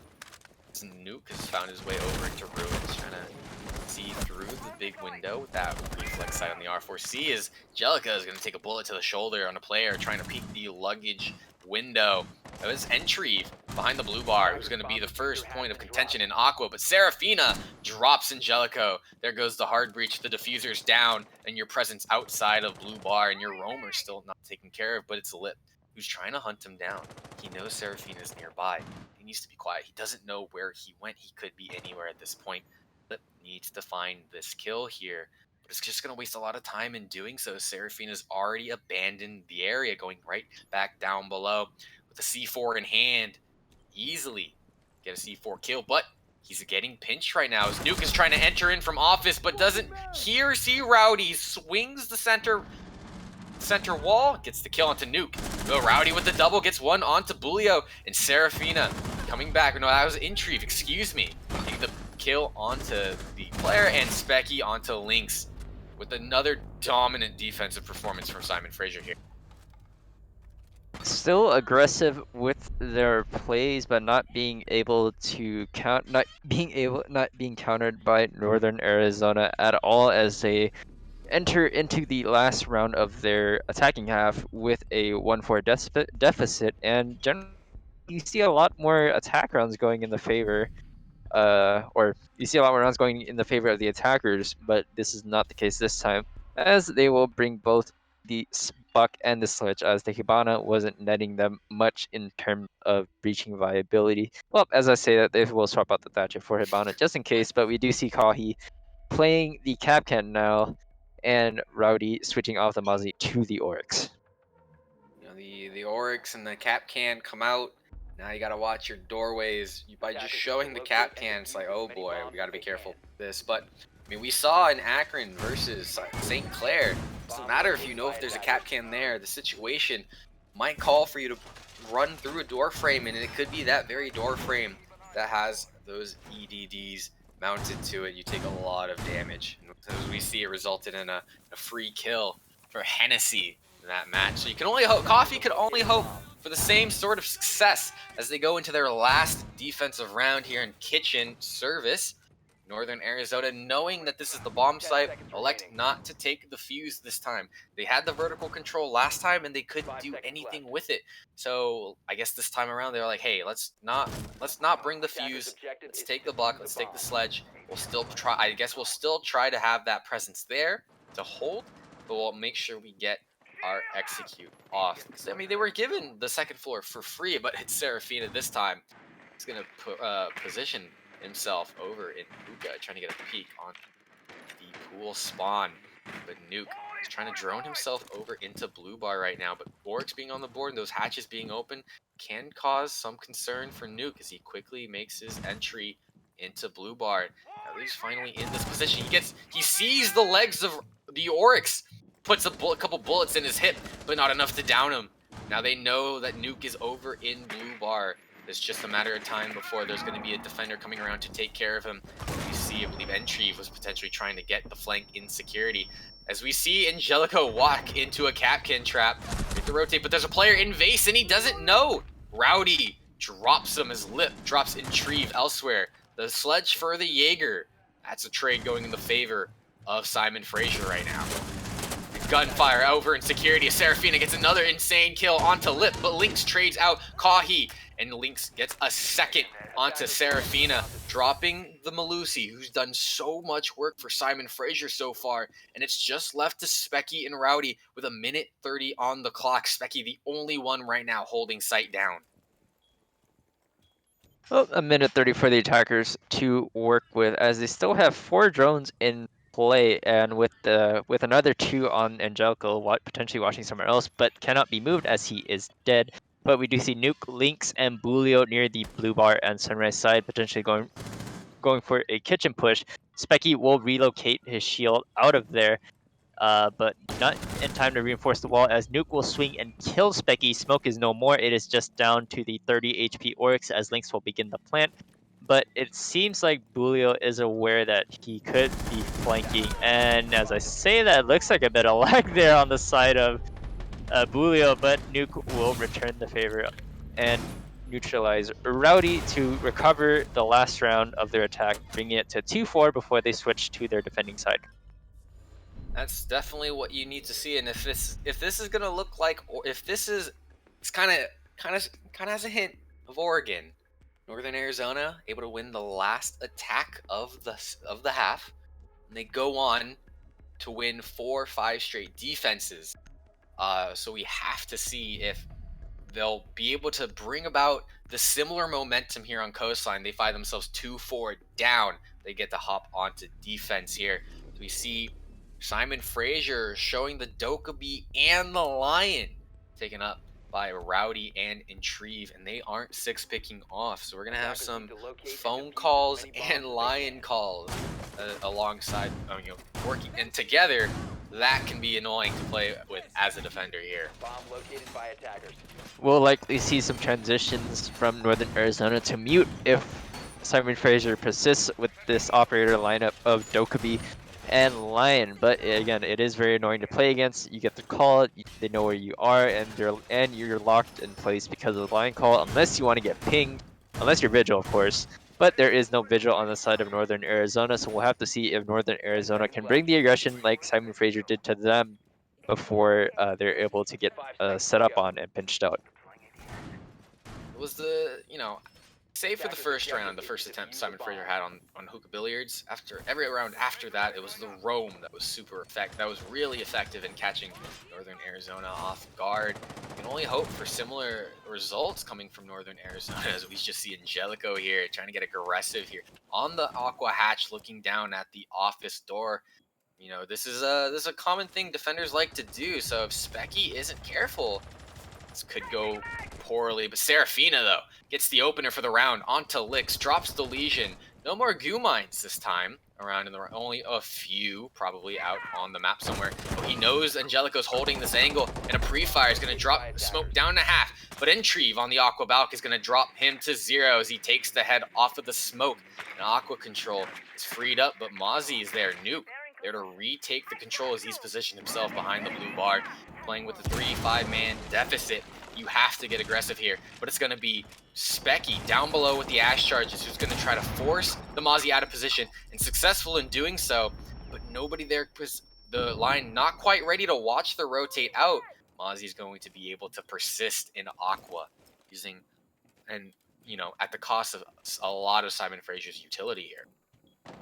Nuke still has that Nitrocell in his pocket on the Mozzie, but there's the Dokkaebi call to force him to move out of position, as Coffee will find Lip down to a 2v5 now, as there is a player on repel, but Nuke will swing and kill the Lion, but Serafina already made her way into Billiards from the other side, just down to Bulio now on the Jaeger. Oh. Ooh, a good shot through the punch hole onto Serafina. 1 versus 3, another good shot onto Specky, just down to Rowdy and Kahi now, but Bulio with 38 seconds left to find 2 players in post point. This is doable, but is difficult.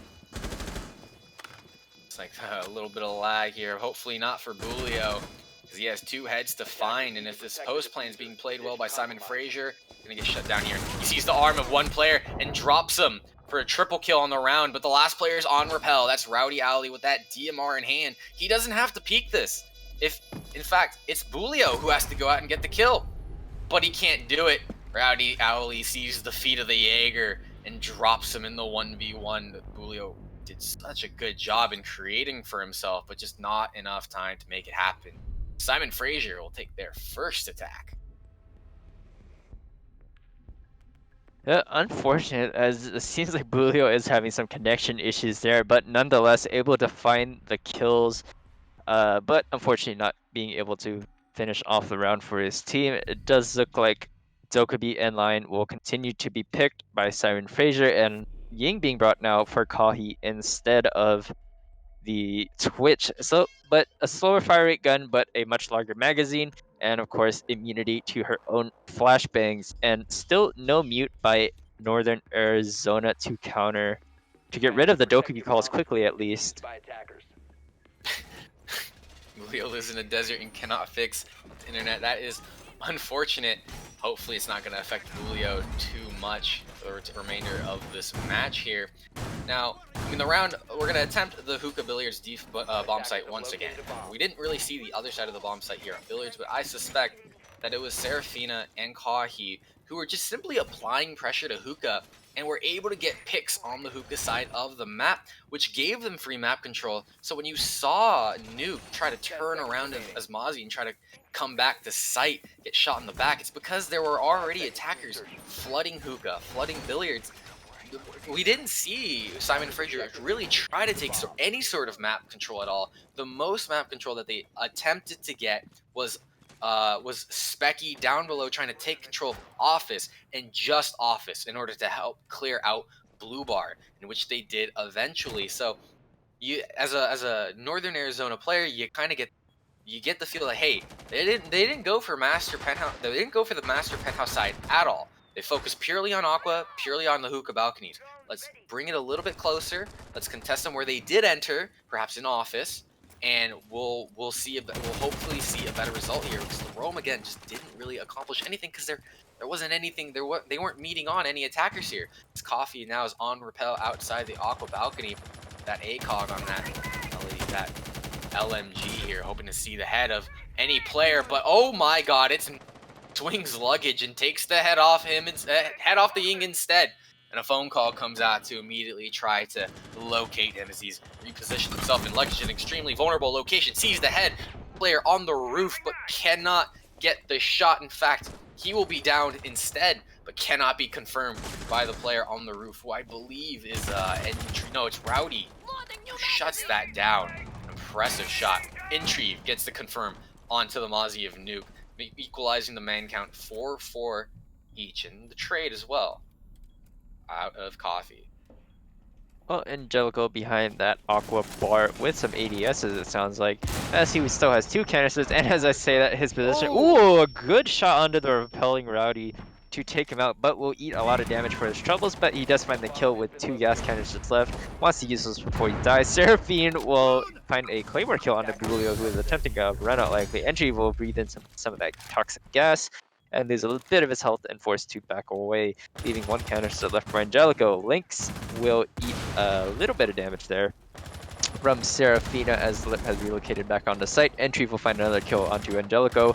Seraphina will down Lynx at the expense of a lot of damage to himself, but this leaves it into an effective 1-on-3 for Northern Arizona, as it is just up to Lip now to stop Simon Fraser from moving to match point, as he will find the kill on Entry and drop the diffuser as well. But I believe that was somebody on the window there, hookah balcony there, as he did see them cross, but unfortunately will be finished off by Specky on a trade, actually. So near clutch by Lip there, but unfortunately finished off. Another impressive round from Simon. Like it started well for Northern Arizona, with Nuke swinging on the Ying, especially with that rappel angle, trying to hold that angle through the bars to get that shot. Very impressive indeed. But then again, once soon after, the picks just started going the way of Simon Fraser. You lose Nuke, you lose your the player who was initially holding blue bar. Well, there was the smoke, but then he fell back. But then he died later on to entry on the Aqua Balc. But you lose players on site by the players who are just simply waiting outside the door for you to peek, for you to move. And so it's an unfortunate way to lose your life when when the attackers are simply just kind of waiting for you to peek them. So it's really you want to see Northern Arizona sort of play it a little safer, I guess, and they're going to choose to go to kitchen service rather than reattempt hookah twice. Well, the potentially last round on Coastline now, as Simon Fraser is on match and series point as well. 2-6 as Northern Arizona need to find 4 to bring it back to overtime, and of course they definitely can, as we did see on Oregon. They brought it back from a 1-5 deficit back to a 6-6 to push it into overtime, but they'll need to do it again if they want to keep their hopes of winning this series alive, as Simon Fraser have actually not brought the Dokubi this time. They have brought the Capitao instead. 6 picked off by Rowdy. Entry is still on that lion to lock any roamers down that they spot. But Northern Arizona also bringing the Warden this time. I'm not sure if I can't remember if that was 6 picked or not, but that will help out in seeing through the smoke bolts of the Capitao as well. And no glass this time, as Communist Waffle is not in this game, and Entry didn't want to seem to play it, I guess. So having some audio issues on my end. Hopefully you guys can hear me better now. Apologies for that. But yeah, so it's match point for Simon Fraser. This is the last chance for Northern Arizona to keep it rolling. Not able to roll with the momentum they built with that last attacking win for themselves. So we'll have to see what Northern Arizona can do as Specky gets the entry down the shower hatch being droned in. But much like their own defense, there's no roamer on the second floor. It's all being a horizontal roam this time. Actually, as I say that, Bulio is the player who's pushed himself up Cool Vibes stairs, and there's a player on the roof, puts himself in a very exposed position. As Lip is going to take a little bit of damage from what I suspect was a breaching charge. And as I Serafina putting shots down through the floor as he sees the back of Lynx and Angelico, they ultimately will get away. Minute 30 on the clock as Simon Fraser do their vertical work, but no pick on the board. As I say that, Angelica gets a C4 kill onto Entry, taking the Lion out of the game. No more the EE1D calls, no more freezing in place here. And unfortunate timing for Kahi as Bulio just left that position. They, I think, knew they probably droned out Bulio, and now know to be wary of that. But Angelico gets a double for as he drops Rowdy Alley. There's no more Capitao, and Specky now outside the service door, but there's one player real on the other side of the service desk. Seems like he knows a pre-fire, but it's the Warden. Pre-fire, but doesn't hit anyone. But that player behind the bomb could also pose Specky a problem here as we enter the last 50 seconds. Well, Coffee will fall to Lip 2-5 now for Simon Fraser to take this map. And this series with 35 seconds. Specky and Serafina will need to put in some work as all 5 Northern Arizona players are still alive. As I say that, Serafina will drop Lynx and Specky will drop Angelico on the aggressive swing there, but finding nothing, fortunately. Now down to a 3 versus 2, so more doable, but 15 seconds left on the clock as we still see the Maestro Cam is active on Lip and will likely zap away at whoever tries to walk in, and that is the Ashe on the diffuser, so that might be a very quickly dead Ashe if she gets zapped down by that Maestro camera. Another Nitro Cell comes out as Bulio actually a decent amount of damage, and Plant is going down by Specky. Serafina doing his best to cover her, but Bulio will find the kill onto Specky and stop the Plant from going down. Northern Arizona keeps their hopes alive for one more round as they hope to push this into overtime. It was a valiant effort coming out of Specky and the Zoe, I believe, who was it? Serafina. Valiant effort, getting so close and, getting the Plant past the 000s, but unfortunately the Zoe only being able to cover the Plant with the pistol was the deciding factor. Not having bullets in the primary weapon. Pistol, you could do some work with the pistol, but it's not really where you want to be. Northern Arizona keep their hopes alive by one round. They have 3 more to make up just to send Coastline to overtime, and they're going to choose to go to Blue Bar, Sunrise Bar, their tertiary bomb site, rather than reattempt Hookah Billiards, because Hookah Billiards just didn't work for them. They got to get momentum here, and they hope to do so on the Blue Bar bomb site. And it does look like after 3 rounds now, actually, they have finally brought the mute to stop and cancel those Dokubi calls, along with protect anybody who's in the vicinity of the lion scan as well. But I'm surprised no Vigil in case... Oh, actually, no. They haven't really been roaming that hard, actually, so I guess there's no real point in bringing the Vigil to counter the lion. But nonetheless, it will be a Blue Bar defense for them in an attempt to keep their hopes alive. We'll have to see if they decide to continue to turtle like they have these past few rounds, or if they will actually start to roam somewhere now. But with their current lineup, it doesn't seem like they want to roam as much as they have shown the past few rounds. The roam is something I'm definitely intrigued to see how they'll attempt to do on the Blue Bar bomb site, as we see Nuke is going to be on a solo mission of Billiards by himself. Lit taking an unfortunate bit of damage, what I believe was just a pre-fire through a barricade. So you hate to see it. The roam has been there for Northern Arizona. It's just where they were roaming.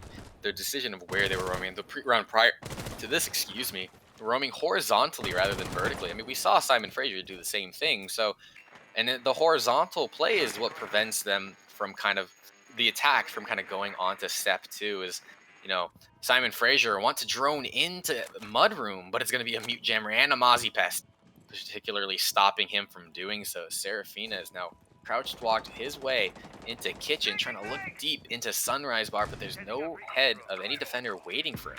As the first EE1D call goes out, doesn't spot anyone but freezes them into place. They now know the Malusi playing on the Cool Vibes stairs.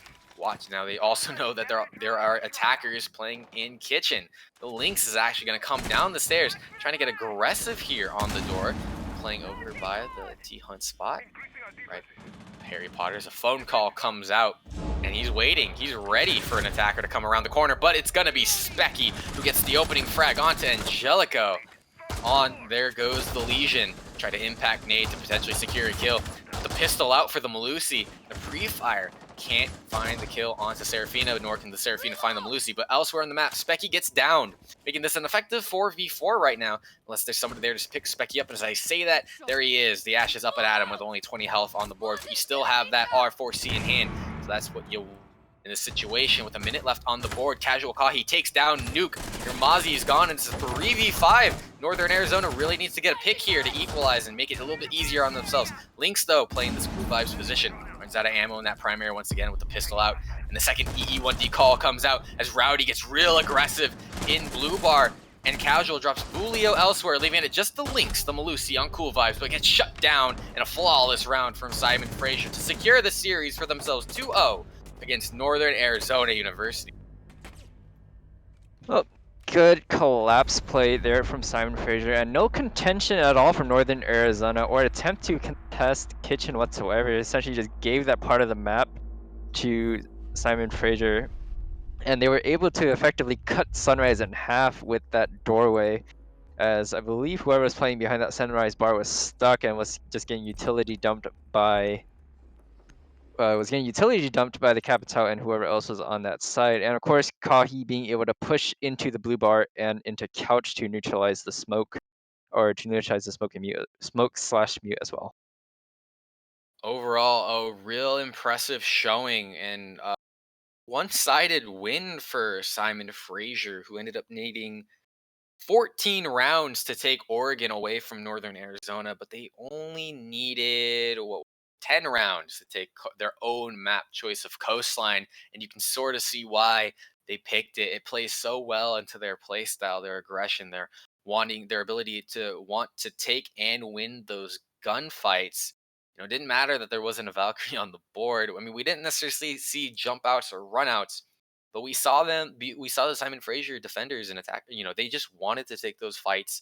They won them, especially on attack. They wanted to take the fights. Simply just looking into the Hookah Billiards bomb site, they wanted to just take the fights. The defenders gave it to them, and ultimately, Simon Fraser players walked away victorious in those gunfights. Definitely, and not as close of a map as Oregon, but of course Coastline was Simon Fraser's map choice, and it seems they did come in prepared to play that map effectively. And of course they take the series 2-0. Not too surprising to see them win their map choice that convincingly after seeing them nearly lose Oregon there. But nonetheless, congratulations to them as they go up to 3-0 in their division. 3-0 right now. The only 3-0 team in there. The only one closer is Triton Siege, who hasn't. We don't know the result of that game anytime soon, but Simon Fraser looking really good and atop their own division right now. So we are only hoping to get our interview going here soon. As we are joined by, soon to be joined by one of the Simon Fraser players. Simon I'm Fraser here. players. Oh, here we go. Thank you. Hey, what's up, everybody? Yeah. What's up? Congratulations to you on that 2-0. It was a very, very entertaining series to watch and to cast. I want to ask you guys you a question about Oregon, because with the Oregon? recent change patch with Neon Dawn and the Ubi dismantling what we knew as the 22nd meta with the changes to Wamai Jaeger, this was my own personal opinion, but I thought the the defender sidedness of Oregon would change. I thought it could definitely go more towards attacker sided. But your match today against Northern Arizona, we saw both teams go 5-1 on their defensive half, even though Thatcher was in, Maverick was in, I believe. Those ops that we usually see banned on that map were still there, but it was still defender favor. So I want to know what your thoughts on our Oregon in the going forward into this new meta. For us on the attack, we definitely not coordinated at all. So we have Common Swavo kind of like playing glass because that's his kind of preferred operator. So if we decided to commit into like a blue or big tower push, and I think we can like that's how we got into the overtime, right? We got the first round in the overtime. We committed into pushing blue, and Yes, we that's got correct. that. Yeah, we got that wall naft open, so we watched the crossfire when it's blinded down. Yeah, so yeah, I think they definitely changed the matter in terms of utility dump. It's easier right now if you have the full team committed to one side. But if you put another player doing like a left flank to pinch those operator playing like laundry, it would definitely help. And that's Okay. how we succeeded the overtime round. Yeah. All right. Thank you. Yeah. Well, nonetheless, historically, your team, especially Coffee and probably Waffle too, have been known to play very aggressive, the runouts and stuff. But we didn't see much of that coming out from Coastline. Historically, again, a very aggressive map for your team. Was the change to the runout timer any part of that decision, or did you guys just want to play a bit more safe there? We try to play it more safe, and we also know that they have like a lot of player either playing on the rooftop or watching from ruins.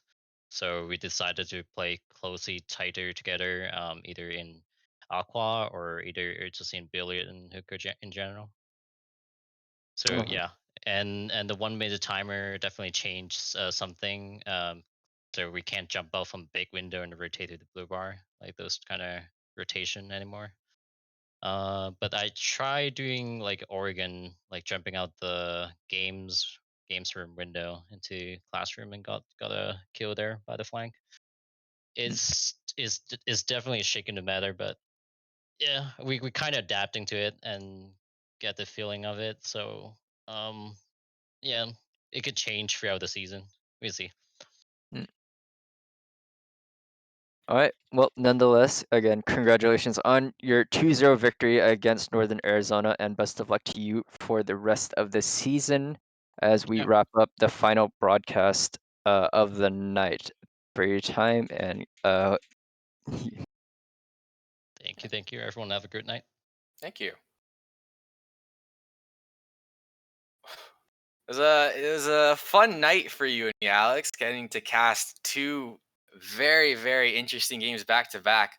Akron versus St. Clair, and now Simon Fraser against Northern Arizona State. I had a lot of fun, and I had a lot of fun with you joining. So thank you guys, everybody, for watching tonight. We hope you guys had a blast watching some nice collegiate siege, and we'll hope to see you guys again next time. So thank you guys for watching.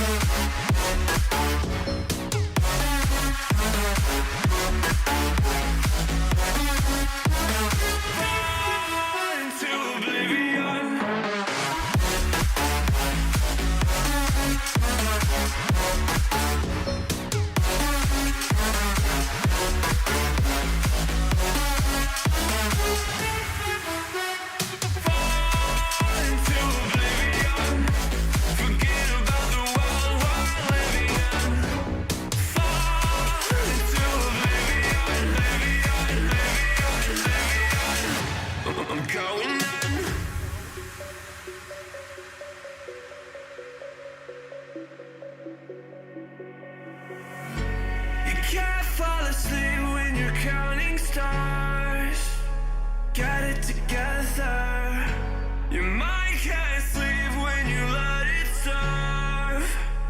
Now you wanna see me fall.